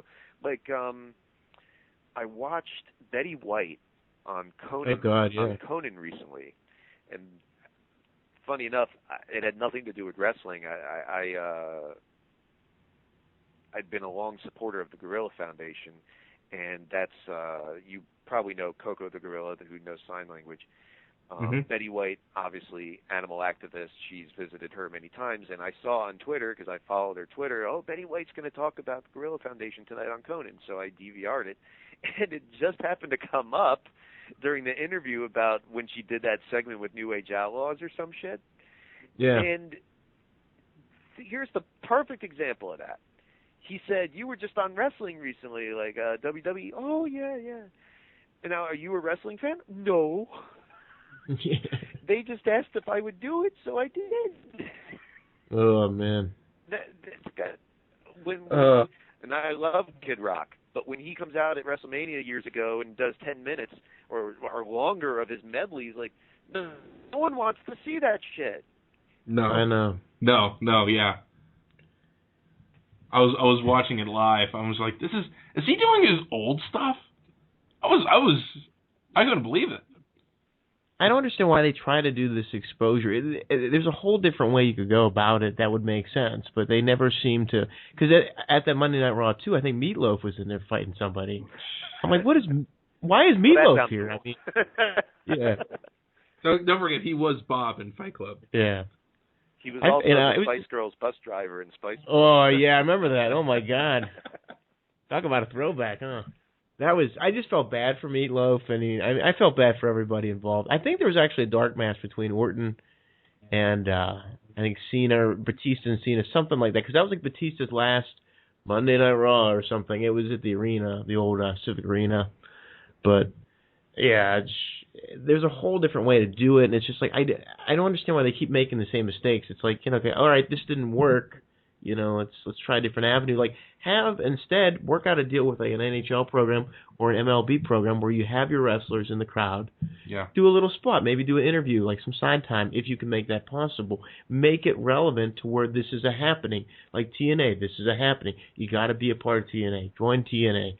But you never get that. I liked it when TNA did it with David Eckstein and Johnny Damon. That was really interesting. Yeah, I mean, something different, you got to think out of the box sometimes, but that's the problem with wrestling. Like, no one seems to have, I guess, that kind of mind sometimes when it comes to that. Yeah, and when they do happen, they last for one hot minute. Yeah, it's very quick and faded. It's just like, wrestling could be respected in that media if you do it right. If you change the game a little bit. But I don't know. I don't know. I guess they run out of ideas, and it's just, politics and all that get involved. And yeah, it should be movies, literature, wrestling, as opposed to movies, literature, and wrestling. Yeah, where that attitude comes in. Yeah, that's what I like to see. If it was a perfect world. So true. Please don't tell me we lost you. Brandon, did you give an example of something that you liked? Oh, I just like the crowd participation. Mm-hmm. Of going someplace and letting your hair down and just venting all your frustrations. And Chris, you echoed that? Sort of. Like, are you talking about just like anything in general? Yeah. Like what you think about wrestling? I always like those rare pay-per-views and rare matches, like where you get the British Bulldogs against like the Rock and Roll Express for like the first time and the only time. Like, I love, like, rare matches. That's, like, my pet peeve. Like, even if it's, like, a jobber match where it's, like, the Italian Stallion against somebody or Paul Roma. It's just neat to see these weird matchups where, like, guys you would never thought wrestle each other actually do. I love that. It's, like, my big YouTube thing. Like, I'll search, like, random... Actually, an example, I finally found... Been looking for this for years, but there was this Legends Battle Royal in... I don't remember where it was, but this is how Savage got pissed off at McMahon and all that. About his dad not being in this match, but it had like Lou Thez, Pat O'Connor, it had Bobo Brazil, all these guys that I love to watch. They're all in this it was like this battle royal for Legends, and of course there was the agents like Chief J Strombo that had to wear a T-shirt because he's so out of shape. But it was really exciting to see that because it was so rare and it was so interesting to see like Lou Thez and Killer Kowalski like just go at each other. And then you have, on the other side, Nick Bockwinkel and Ray Stevens trying to throw out Tony Gurria. Just weird things like that. I love that. So I guess like the rarity of like matches. All right, cool. Yeah, definitely really enjoy that. But just probably to wrap this up, because we appreciate the time you gave us here, man. Right, this is absolute gold. Phenomenal. Basically to wrap this up, like WWE, we're talking like back to basics in a way. What do you think TNA might do? I mean, boy, we're really at the, I don't know. It just seems like we're at the wit's end all the way around. Right. Because even though WWE lost $350 million, you know that they're still going to be the same, albeit kind of poor, but the still standard of quality they've been having Raw for the last couple of years now. With TNA, it doesn't seem like they have that much time left. It seems like they've been living on borrowed time for quite some time. They do not. It doesn't look good. I mean, if a third party or somebody comes in and buys the company like they did with with Bischoff wanted to do Fusion Media and all that, and they renew the thing with Spike or they get on Fox or somewhere else, I mean, they would survive, I think, to a degree, but I think the problem was it's just like too much money went out and nothing came in. It's like WCW again. I don't know. Well, I know they signed a deal with UTA Talent Agency to the whole purpose for that is for them to find them a new TV deal. And looks like they're going to have to, because you may recall the reason that WCW was sold to WWF in a sneaky backdoor deal in 2001 was Jamie Kellner became head of programming at Turner Broadcasting, and he was like, you know what? Wrestling does good ratings on our cable networks, but fuck it. It really doesn't fit our network's image, and we don't want to be associated with it anymore. So even if the numbers may say differently, as far as the ratings go, hey, you lost 60 million last year, fuck you. Wrestling's gone. So I'm just saying that from what I hear later in the year, that story of, hey, you do good TV ratings for us, but wrestling doesn't fit our image anymore is going to sound real familiar. Oh, wow. I believe it. It's sad to see it. I mean, like, TNA, they got some great guys over there, but it's just like how they're used in, back to financials. I mean, they took a big hit. Don't even get me started. Like, it's sad. It's really sad. I know. I would release that entire fucking Carnival faction just to keep Kaz and Chris Daniels. Like, isn't that a shame? How they could let an AJ Styles go, but keep a Kennedy and 5 other guys. I know. Don't see it. It's mind-boggling. I'll tell you this, though. What's really funny about TNA is for years everyone was like, they need to get on the road because the Impact Zone looks so Bush League, and everyone thought that. The fans, the wrestlers, whatever, and that's what killed them, really. Going on the road, and they didn't fucking promote the towns, and they just spent so much money doing that to look Major League, and that's what killed them. If they had stayed at the fucking Impact Zone in Orlando, which looks better than whatever they're shooting in right now, and I only know that because I was DVRing the hype show for the Bellator pay-per-view on Saturday. It was Rampage and King Mo that came on right after Impact, so I saw the last minute of Impact with Not the Nation beating up Eric Young, and I thought, are they shooting in a warehouse? Like, the ring looks small, the building looks small, it just looked awful. And I never thought the Impact Zone looked awful myself. I was actually in there once, and I thought they dressed up the room pretty nice. For a smaller room, it looked a lot bigger on TV. There were a couple different sets they used in their tenure there that it looked good. I thought both of them. But this place looked small. It didn't look good at all. And then with, all the fucking names they've let go, so many talented names. I know they have to cut the budget, but fuck. Talk about blowing it with Hernandez. What a great talent that guy is. What happened there? That just, they really, it just seems like they'd pair that guy with people, and then they wouldn't let him just, explode. Like, he was ready, man. Like, he was on that verge. You could see it. LAX, they dropped the ball big time with. I can't even get into that, but... Yeah. But that's par for the course with this promotion. We're talking all the way from Monty Brown through Samoa Joe through Hernandez today. Like, it's just not news with this promotion. And that's what's funny. Regardless of who was booking or who owned the company or whatever, it's like the same story. Exactly, man. It's you got that talent. It's all there. Like, everything for you to succeed is there, and they don't do it right. And it's frustrating. I mean, and as a fan watching it, it's just like, good God. Even their women's division was great. Yeah. I mean, when Dutch Mantel was booking that, I thought they had something going there. And then, they don't even have... There's not even a cruiserweight. I mean, there's 4 guys in the crew. Tigra Uno, this Japanese guy. Who? There's a guy named Tigra Uno. I've never heard of him. Okay. Tigre Uno or something. I'm not sure if he's Japan or if he's from Mexico. I have no idea. I've never heard of the guy. Not bad, though. I thought he was entertaining. But there's just no one there. You can see it's dwindled down to nothing, and it's almost watching like what WCW could have been if it was on the air longer without any help. But even at that point, you still had guys in WCW you wanted to see. But I mean, we're hitting the skids here pretty hard. Well, at least the thing WCW had going for it, even at its worst, was that it was WCW. Yeah. They at least had the history. They had the letters. It's like when Lorenzo Fertitta talks about buying UFC from Semaphore Entertainment Group. What I'm buying is those 3 letters. I'm paying a couple $1 million for those 3 letters. They mean something. And that's what WCW did that fucking TNA doesn't.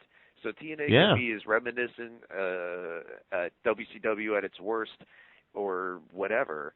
But, I mean, as soon as I heard in 2002 that this new promotion is going to be called TNA, I was like, this is fucking stupid. I never understood that either. Like, why would you name your company that? Why didn't they just call it NWA You know, why? See, that's what I don't understand either. Why didn't they just say the NWA is back? This is it. You know, we've been on like the shits for a while. Like, not say that publicly, but just right. get that Like, they vibe could back. have utilized the NWA name. Oh my God, yeah. I mean, I really didn't understand. Like, I guess I understand there's fees and there's all kinds of background on that. But God, why did you drop the NWA name? That was your lineage. That was carrying you. You had something there, and then just yeah. Man, I guess my mind was in the gutter because I was thinking, yeah, well, why come you couldn't name your company Tits and Ass? It just reeked of Russo to me. He was all about those PMS and what's one he did in WCW? I don't know, and then SEX and all those Major sort of guns cute and all little that. and Eat Me. You remember that the evangelist gimmick that got dropped really quick for Goldust? What is it? Evangelist against television and media entertainment. That was hilarious. The union, obviously, we know. But he was just all about that sort of shit. TNA. I remember once, this is probably 10 years ago, I was on the phone with a friend saying, oh, we're going to order the TNA show or something like that. And one of our parents thought we were ordering a porn. Yeah. I thought they were switching it over to Impact a few years ago. It was just going to be Impact Wrestling, but I guess they just... See, there you go. That discredits your company so bad. You don't even have an identity. You don't have a solid leader. And look at you. It's this flim-flam mess. Like, it's just like WWF has always been WWF until they turned it into WWE. But, you know, like, even when it was the WWF, it had that identity. TNA doesn't, they don't know what they're doing. They're so ass backwards. It's all over the place. And, like, no wonder no one knows. Like, you know. I couldn't even tell you what the title looked like, even if I won it.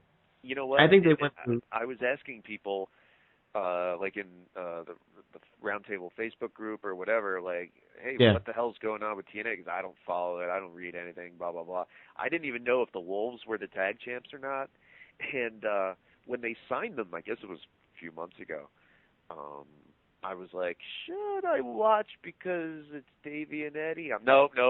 I made that mistake before. Don't give them a chance.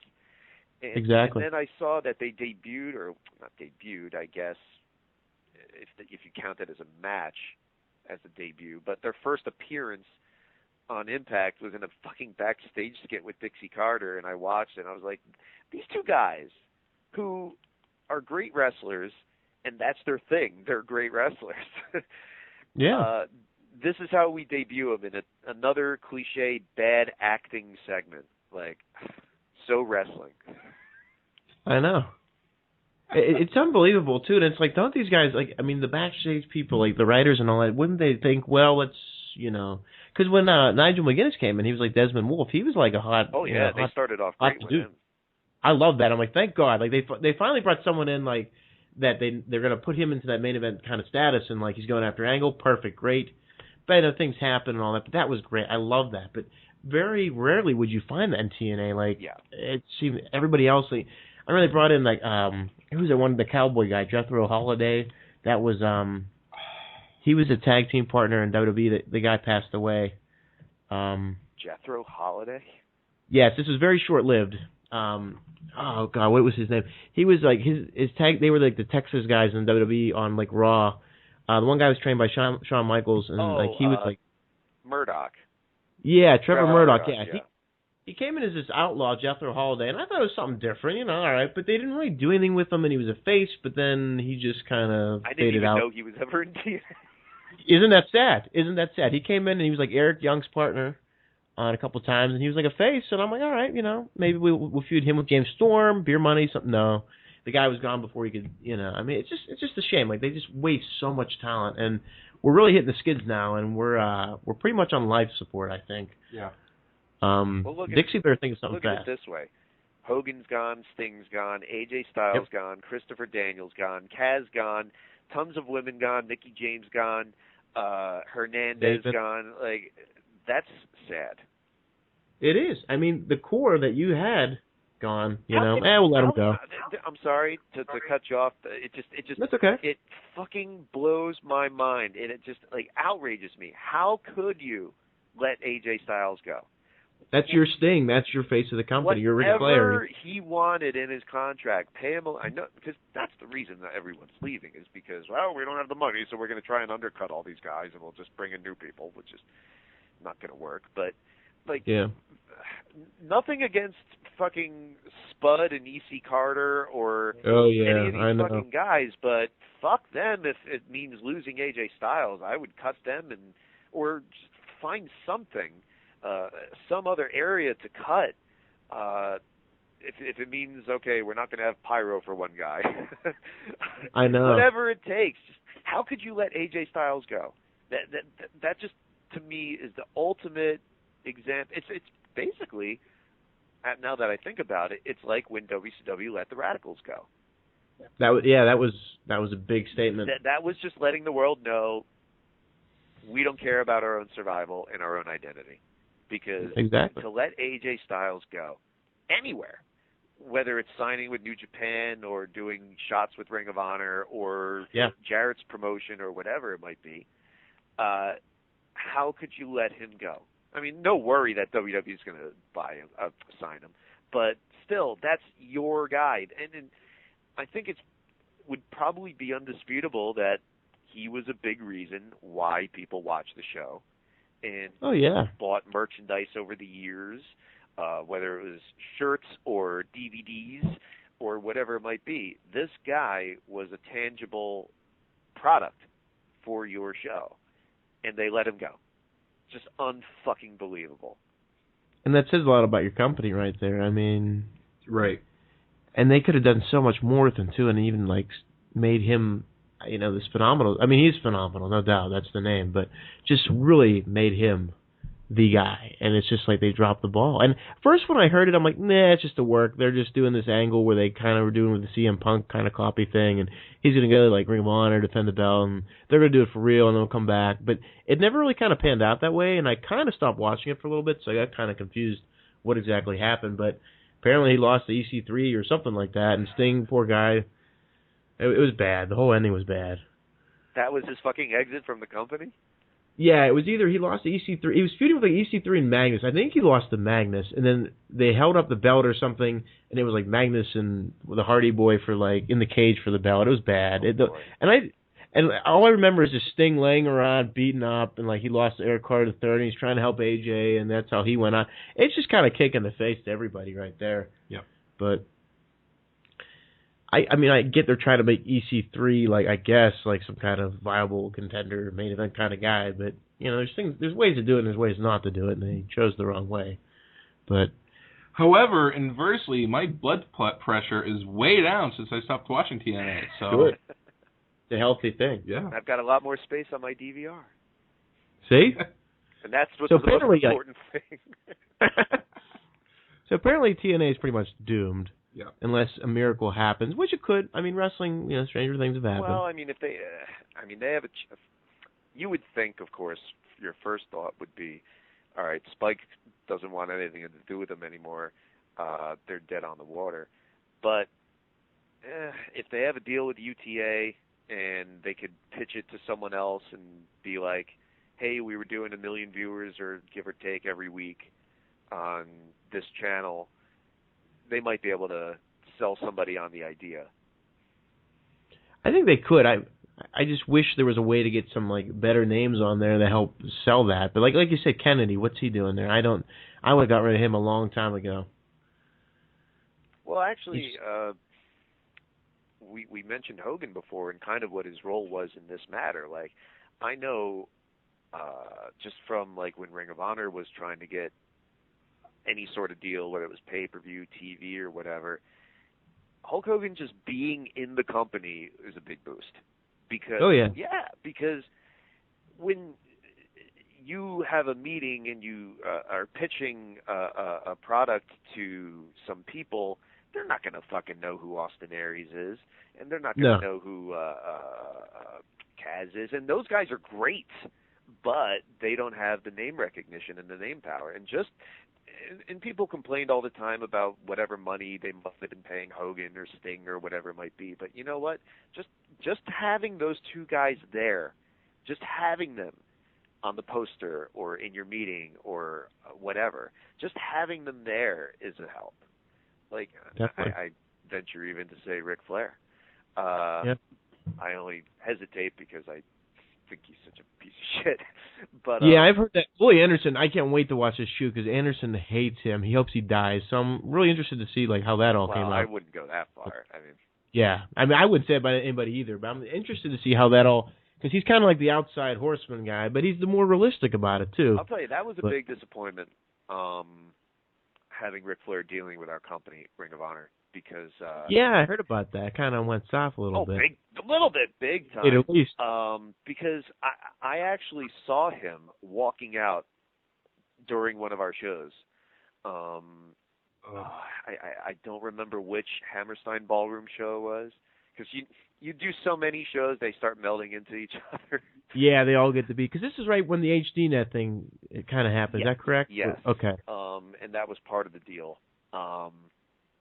By the way, speaking of HDNet, that's how I knew wrestling was not hot, because Ric Flair's first appearance at the ECW Arena where we were taping, I think was on a Thursday night for some reason. Like maybe the building was booked that weekend or something, so instead of like Friday and Saturday, we did Thursday and Friday. And it was a Thursday night, and we were trying to play it up like Ric Flair debuts in the ECW Arena, like it's history.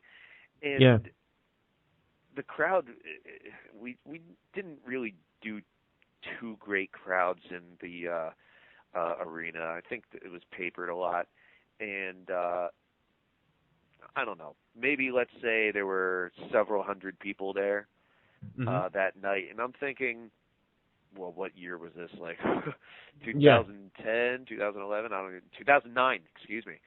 I'm thinking, okay, even if it was 1997 on a Thursday night, there's no way that this arena wouldn't have been fucking packed like sardines for Ric Flair's debut. Exactly.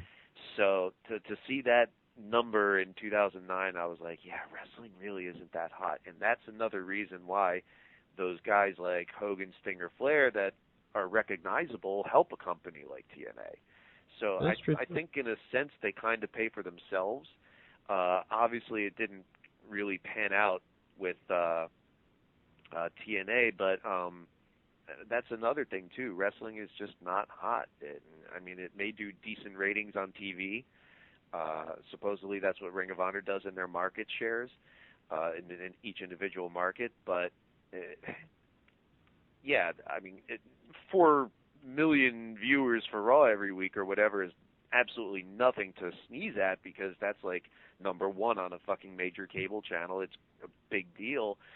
But wrestling has that stigma. Wrestling's not hot right now. And just to give you an idea, here's another example of the wrestling bubble, okay? And I'm going to connect it to the wrestling being hot thing. Okay. You remember a couple of years ago when Ryback was like getting his Feed Me More push, and that kind of got aborted. But when he was, I don't know what his fucking move is, but he was picking up Tensai, and he couldn't lift him or some shit. Mm-hmm. Yeah. There was a meme that someone would put on Facebook and the internet that the top picture was Goldberg jackhammering the Giant straight up in the air vertically, right? On a Nitro or something. And the bottom picture was Tensai, who can't lift. Ryback, who can't lift Tensai, and the whole point of the picture comparison was supposed to be, ha ha, he can't lift the big guy, so he must suck, I guess. I don't know. But that is completely not what I got out of the picture. And I'll tell you what that is in a second. Because I showed this to a wrestler, okay? I showed the picture to the wrestler, and I said, what do you notice about this? And he didn't. I said, look at the crowd. Look at the crowd. If you find that picture on the internet, look again. Because in the Goldberg Giant 98 Nitro whatever picture, there is not one fucking person sitting with their hands on their lap. Everybody is up, cheering, hands in the air. You look at the fucking Ryback picture, everyone's on their hands. That's a shame. it just makes you realize. Like I remember Rodney put it this way on the show once. He said like the Monday Night Wars was a treat. The time was a treat for wrestling fans, and it really was. To think about it, think of how insane this sounds today, especially with the industry being the way it is. Think of how insane it is that, like, let's go to '98 because that year it was really neck and neck between both companies. Oh yeah, definitely. The ratings were very close. On a given Monday night, you had 2 arenas across the country packed with fans, like tens of thousands, like maybe like, let's say 13, 14,000 fans a night or whatever. Not only were those arenas full in 2 different parts of the country on a given Monday night, the TV ratings, they were doing like what? 3, 4s, whatever? No, not even. Yeah. That's lowballing it, excuse me. Like 5 and 6s. So that translates to like what? 8 million more fans? Like maybe 8.5 million each? Like, that's insane to think about how many people were watching it. And yeah, it was a fad, and that's why it wore off after a couple of years and they went away. But to just, when you watch those, if you go on the network and you watch those old shows back, pay attention to the fans. I kind of used like and obviously WrestleMania is a different animal, so it's not like Raw every week. And I don't watch, so maybe I'm just missing the big story. But just from what I've seen, okay, I kind of use signs in the crowd as like my canary in the cave. Oh, that's a great idea. It's kind of like my little indicator of like how hot the show is and whatnot. You look back and like when Raw would start with the pyro and they have all the camera panning to the crowd, look how many fucking signs there are, and the crowd is rabid. They're into everything. You watch an old Nitro from, let's say, between 96 and 98, everybody is over. Everybody is over because the crowd is into everything from fucking Goldberg and the NWO on top to Jericho and the cruiserweights in the mid-card to fucking Dancing with Alex Wright and Disco Inferno stuff in the opener or whatever. The crowd is into everything. And people are like, Malenko had no personality and someone small and technical who doesn't talk can't get over. I was like, motherfucker, watch like 96 Nitros. The guy is getting pops for putting on the cloverleaf and shit. Like, and that's not Mysterio flying around doing visceral, easy to understand, jumping around flippy high spots either. Like, Regal would get a reaction. It was everybody. The fucking Tongue and Death Grip got over. So, yeah. So it really shows what a special time that was. And then people, I guess, kind of nostalgically keep hoping that it's going to get recreated. And this whole idea of like WWE needs competition to be good, I think is pretty silly. It's not going to happen, at least from TNA. No, oh my. There's no reason why they couldn't be good in and of itself. What I always say to like Rodney or Lawrence when we talk is like, because we talked about this actually. We were headed down to Atlantic City a few weeks back for Bellator, and we were talking about stuff on the way down. And one thing that we reiterated was, if you go back and watch on the network WWE 2002, let's say, even into 2003, at least on the SmackDown side, Raw avoid because of Triple H. But you watch like right around when the brand split was starting in 2002. It's funny to think now how we would complain about stuff back then, because if we only knew how much worse it would get. Yeah, geez, we'd be thankful for Bob Holly. Oh, yeah, like 2002 compared to fucking now, it's like I'm clamoring for it. Like, I still think SummerSlam 2002 is the best pay-per-view they ever did. And the roster at that time was just fucking insane, really on both brands. And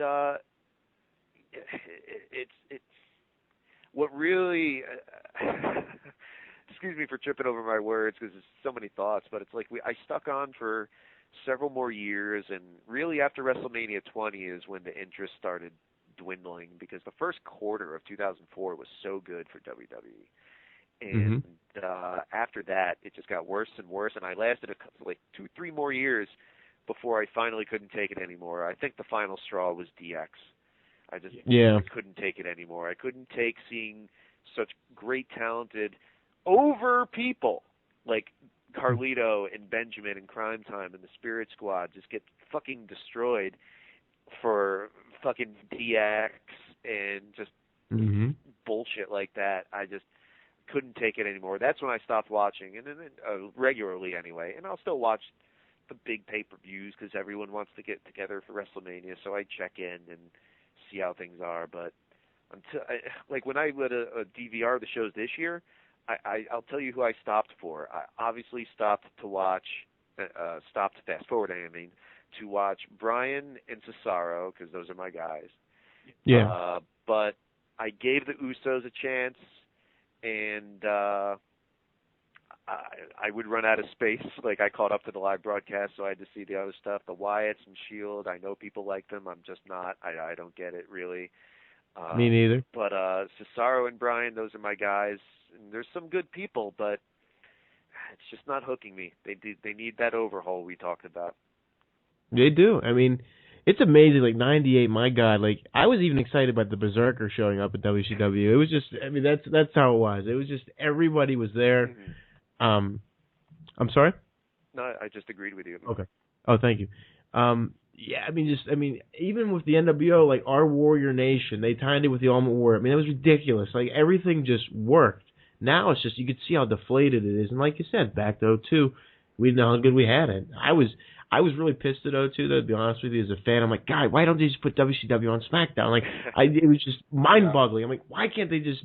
I read in a book, though, I think it was that, I don't know if it was WrestleCrap or something, but they said that McMahon wanted to put that on, like, Saturday night or whatever, but that network would not let them because they didn't pay for WCW programming. Right. I don't know.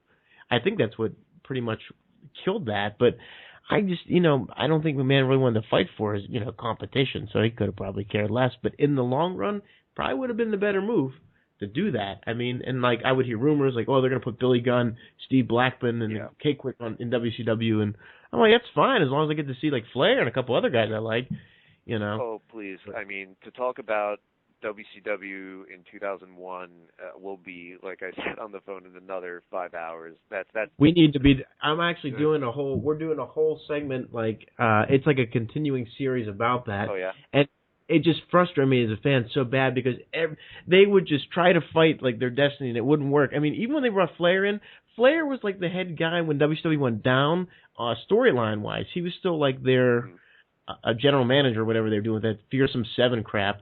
But he was still their I like their the guy. Magnificent Seven. Yeah, that was it. Thank you. Long live them and Road Warrior Animal for coming back. But it just by Ric Flair and Scott Steiner being all buddy per se, but the idea was solid. It was something interesting, and I was just like watching Ice Train getting hit on the head 20 times by I think Canyon with a steel chair. Gained my respect for him, but kind of made me wonder like who booked that. But like Flair on Raw, I'm like, great, he's going to be the new general manager of WCW. This is going to work. Here we go. No, I own half of Raw. The end. It was just, that was just like, it was such a knife cutter, like right in the back of my neck. I'm like, you son of a, I was really mad as a fan, but hey, what can you do? But I think we're pretty much destined for TNA being doomed. Yeah. Something might happen. Let's hope it does. They were doomed from the beginning. Like, I mean, pretty much. I don't mean to sound malicious. I know what you mean, though. But they deserve whatever they get because they've earned it. Yeah. And I know people are like, well, the wrestlers need work. And I'm like, well, that's not my problem. I mean, they can find a job, I'm sure, internationally or somewhere else, or if not, do something else. It's not my concern, per se. But from the first show on, like, have you guys seen the first TNA show ever in Nashville? Yeah, it looked so, I mean, the arena looked decent compared to like that, whatever that other thing was, that Asylum, but it looked just so bad that you just knew they were in trouble from the start, I guess you could say. I'm not even talking about the look. I'm just talking about the booking and the roster. Oh, yeah. Oh. What blew my mind, I think we brought this up with Dan Severn when we interviewed him, but what blew my mind was Dan Severn was NWA champion at the time. Exactly. And I believe the original plan was for Shamrock to beat him for the title on the first show. But, which would have been interesting. Yeah, it would have been, I mean, we're talking about emphasizing the NWA. What's more NWA than two old school shooters fighting for the fucking title? It's perfect, and it's what people wanted to see in WWE that got robbed of in a way. Oh, big time. Like they hyped up that fucking feud in the magazine and on TV, and just logically, like these guys had two fucking big UFC fights, and the only match they had was some bullshit on Raw that was just like thrown out there. But this could have been a big deal, but there was some sort of scheduling conflict where Dan Severn couldn't show up for the first week. I think he might have said that, I could do the next week. But instead, they just stripped him of the title, and they did that fucking Gauntlet Battle Royal bullshit that Shamrock won. So I'm thinking, like, okay, so rather than do your first show, throw out your X Division guys with Jerry Lynn and whomever else, Low Key and AJ, whoever, Red, whoever was around at the time, and make your first impression and say, oh yeah, and next week is the world title with Dan Severn and Ken Shamrock to try and get people to come back. They were just, we'll strip him of the belt. Match will never happen. Shamrock with his sideburns gets the belt. Isn't that fucking stupid? Isn't it scary too that people like that are in charge of that company? That's just stuff like that. It doesn't scare me anymore because I'm used to it. Yeah. You see that shit all the time. Been there, done that. Yeah. Well, here's another question too. Where do you think Global Force will go? Will it just go away? I mean, before it even starts, you think? I don't know. It's just kind of wait and see kind of thing. I don't think it'll go away before it starts. I'm sure it'll get some sort of start. It's hard to say because there's so little known about it yet. I don't even know. There's a Facebook page. I don't even know if it's just a fan page or there was supposed to be some announcement about Mick Foley in that, but that never really came to be. No. That was just, I think, people jumping to conclusions. Okay. I didn't really buy into it. I was like, I don't know. It doesn't really seem... Apparently, Foley was like, I'm going to make a big announcement on Twitter or some shit, and people just assumed that it was that, and it was some sort of stupid joke. But with just going on what we know, which isn't very much, it's like, okay, Jarrett's going to go do this talent scouting thing, which doesn't mean much because who's available? No one really knows that. Yeah. I mean, WWE has signed a lot of these big indie names in the last couple of years, and the ones that aren't signed are, I mean, is there anybody, like, I know the rumor was Willie Mack is being looked at, and who's he going to sign? Joey Ryan, and who's not locked down to a Dragon Gate or Ring of Honor contract? I mean, Steen. Anybody from Ring of Honor who's not under contract is trying to get in WWE doing these camps. So I'm sure it's either Ring of Honor or that, unless Jarrett can get Toby Keith to write them a big check. And even if they do get a roster of people, where are they going to run? Supposedly they're looking into where they're going to run shows, but don't know anything about that yet, as far as I know. And what they're going to be on to be seen. Sure, they're going to use whatever connections they have to try and get a TV deal of some sort. And with signing a deal with AAA, I don't think that means very much because it didn't for TNA. Like, yeah, that never really went anywhere. Well, I mean, it worked for fucking AAA. Yeah, definitely. They got their deal out of it. Yeah, like they would get a lot of big TNA names for Triple Mania, and then they'd send like some mid-carders for like a World Cup or something, and TNA wouldn't do anything with them anyway. So it certainly worked in their favor, and if it's similar to Global, then what's Global going to get out of it? Ooh, we've got some fucking luchadors who's like, here's Magno who's going to be in a match or something. Yeah, like, oh, I got to tune in to see Blue Demons match. Like, I don't know. Like, I don't see for a promotion that's not established whatsoever how that necessarily benefits them. I mean, hey, if he's got the connection, like obviously he had for all these years, utilize it however you can. But I just, there's so little known about it right now. I don't see how anybody can really make any predictions about it. I mean, the best we could do, which is what we're supposed to do, which is what Jarrett planted the seeds for us to do, is just start fantasizing about who they could sign. Like, ooh, Chris Daniels and Kaz are available, and AJ said he'd do it, even though he signed with New Japan for a year. Maybe it's workable.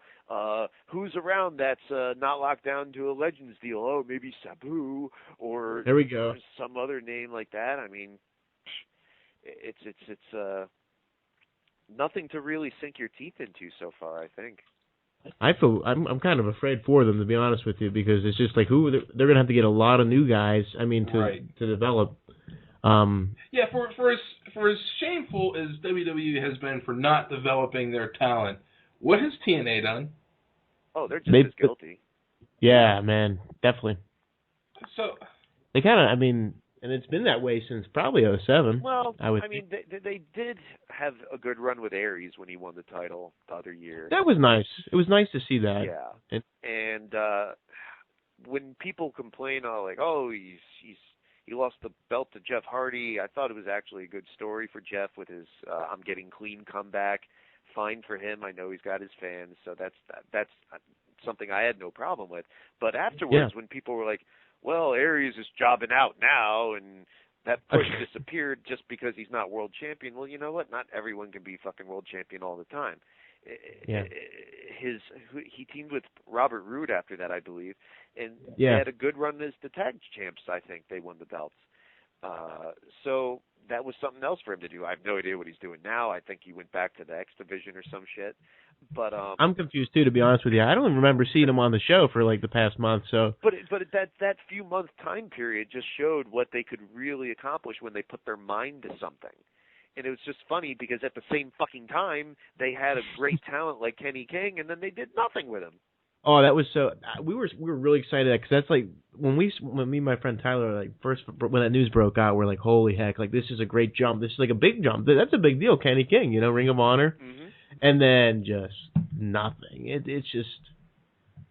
I'll tell you guys, it's just unbelievable. I said that pay-per-view Bound for Glory, where Hardy won the belt from Aries, is where, well, that was the end point for me because from then on it seemed like shit was not going well. And it took several months for me to finally give up. Because when it becomes a chore to sit through wrestling instead of enjoying it, like that's what happened with me. In the months between Aries winning the title at that awesome pay-per-view Destination X and then losing it to Bound for Glory, which I thought was also a great show. It was really good. Yeah, I was really enjoying watching wrestling every week again. Like, oh, wow, I actually put wrestling on my DVR, and I'm enjoying it week by week. Because it seemed like, I had problems with the show, with talent appearing and disappearing like Kenny King and Christian York. And I was really pissed about that. I like that guy, and I just felt like they really kind of dropped the ball big time with him. But watching it, there was more things I enjoyed about it than I didn't.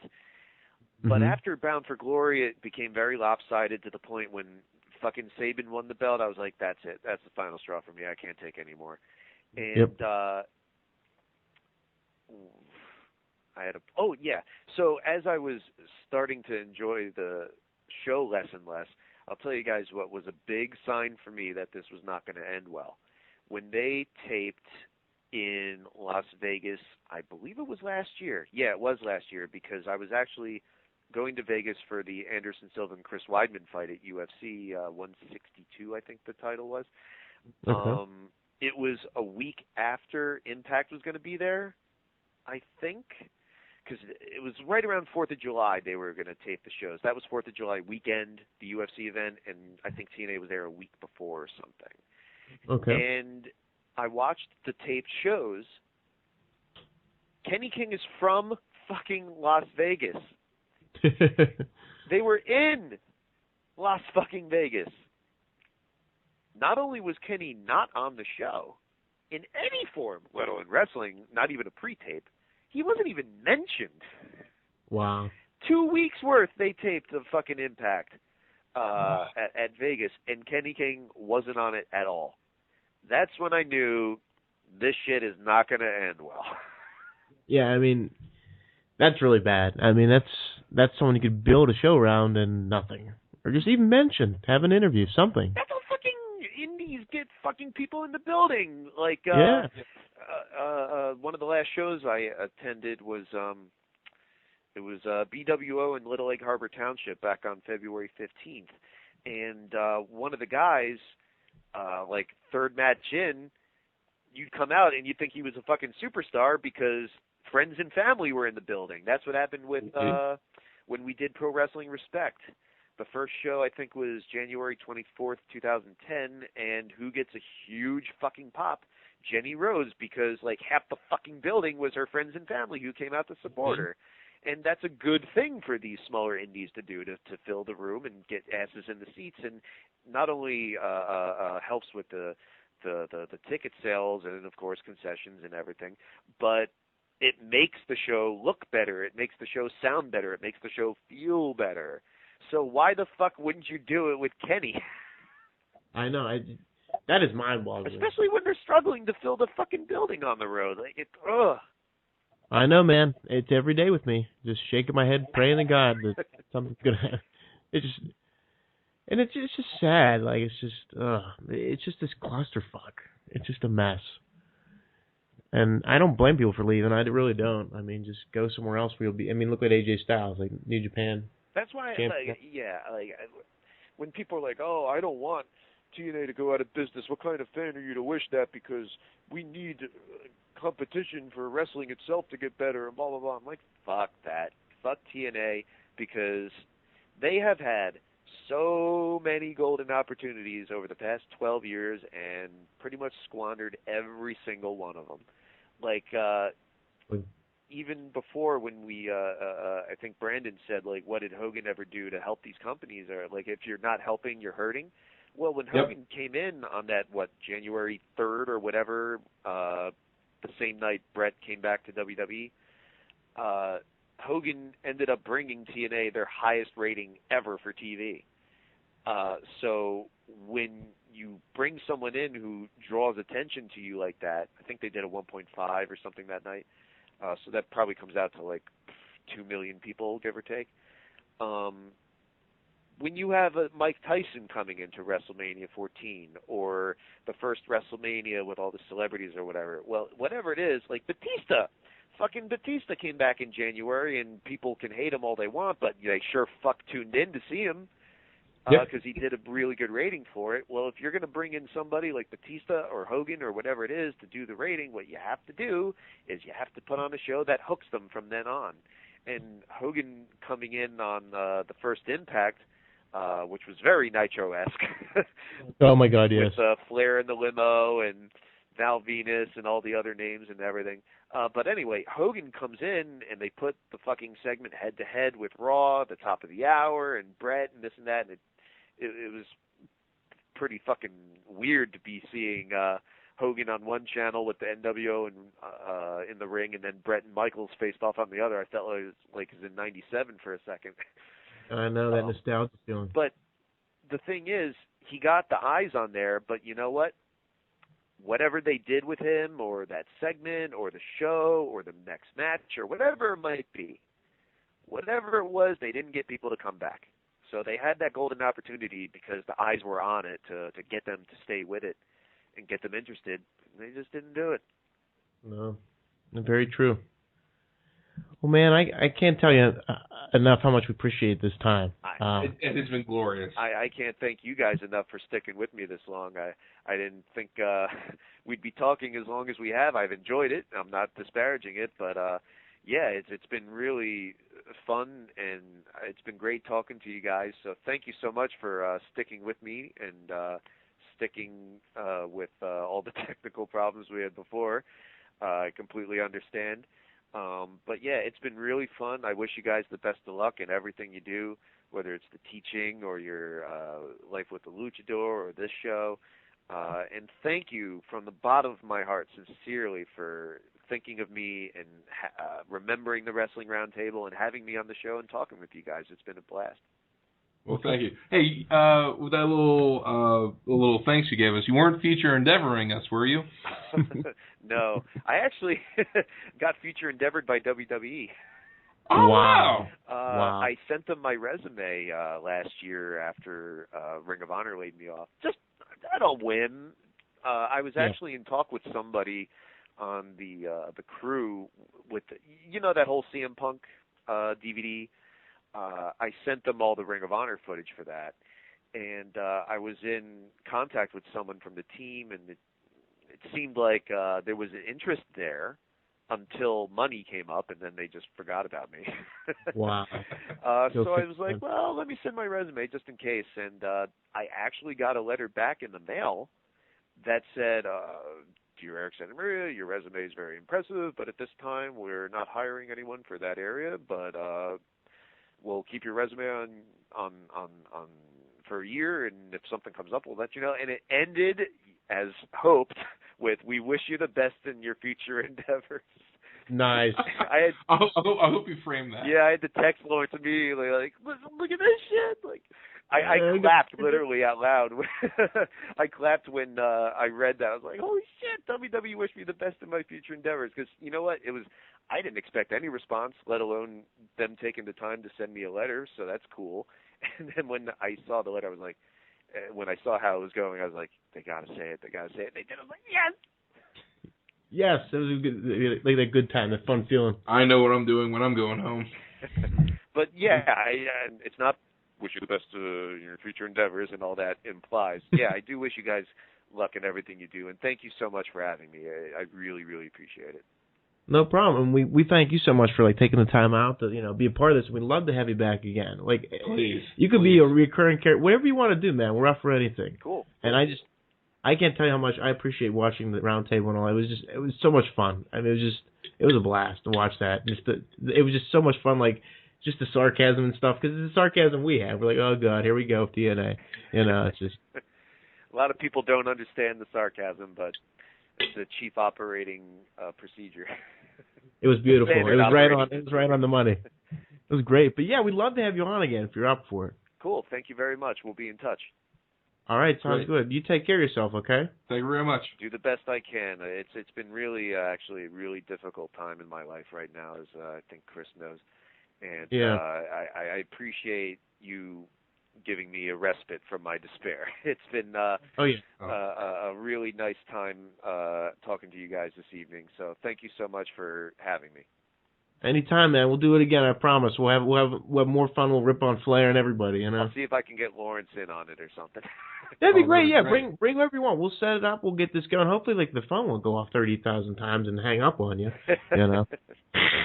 Holy smokes. All right. Well, take care, guys. You too. Thank you for everything. Have a great evening. You too. Good night. All right. Good night.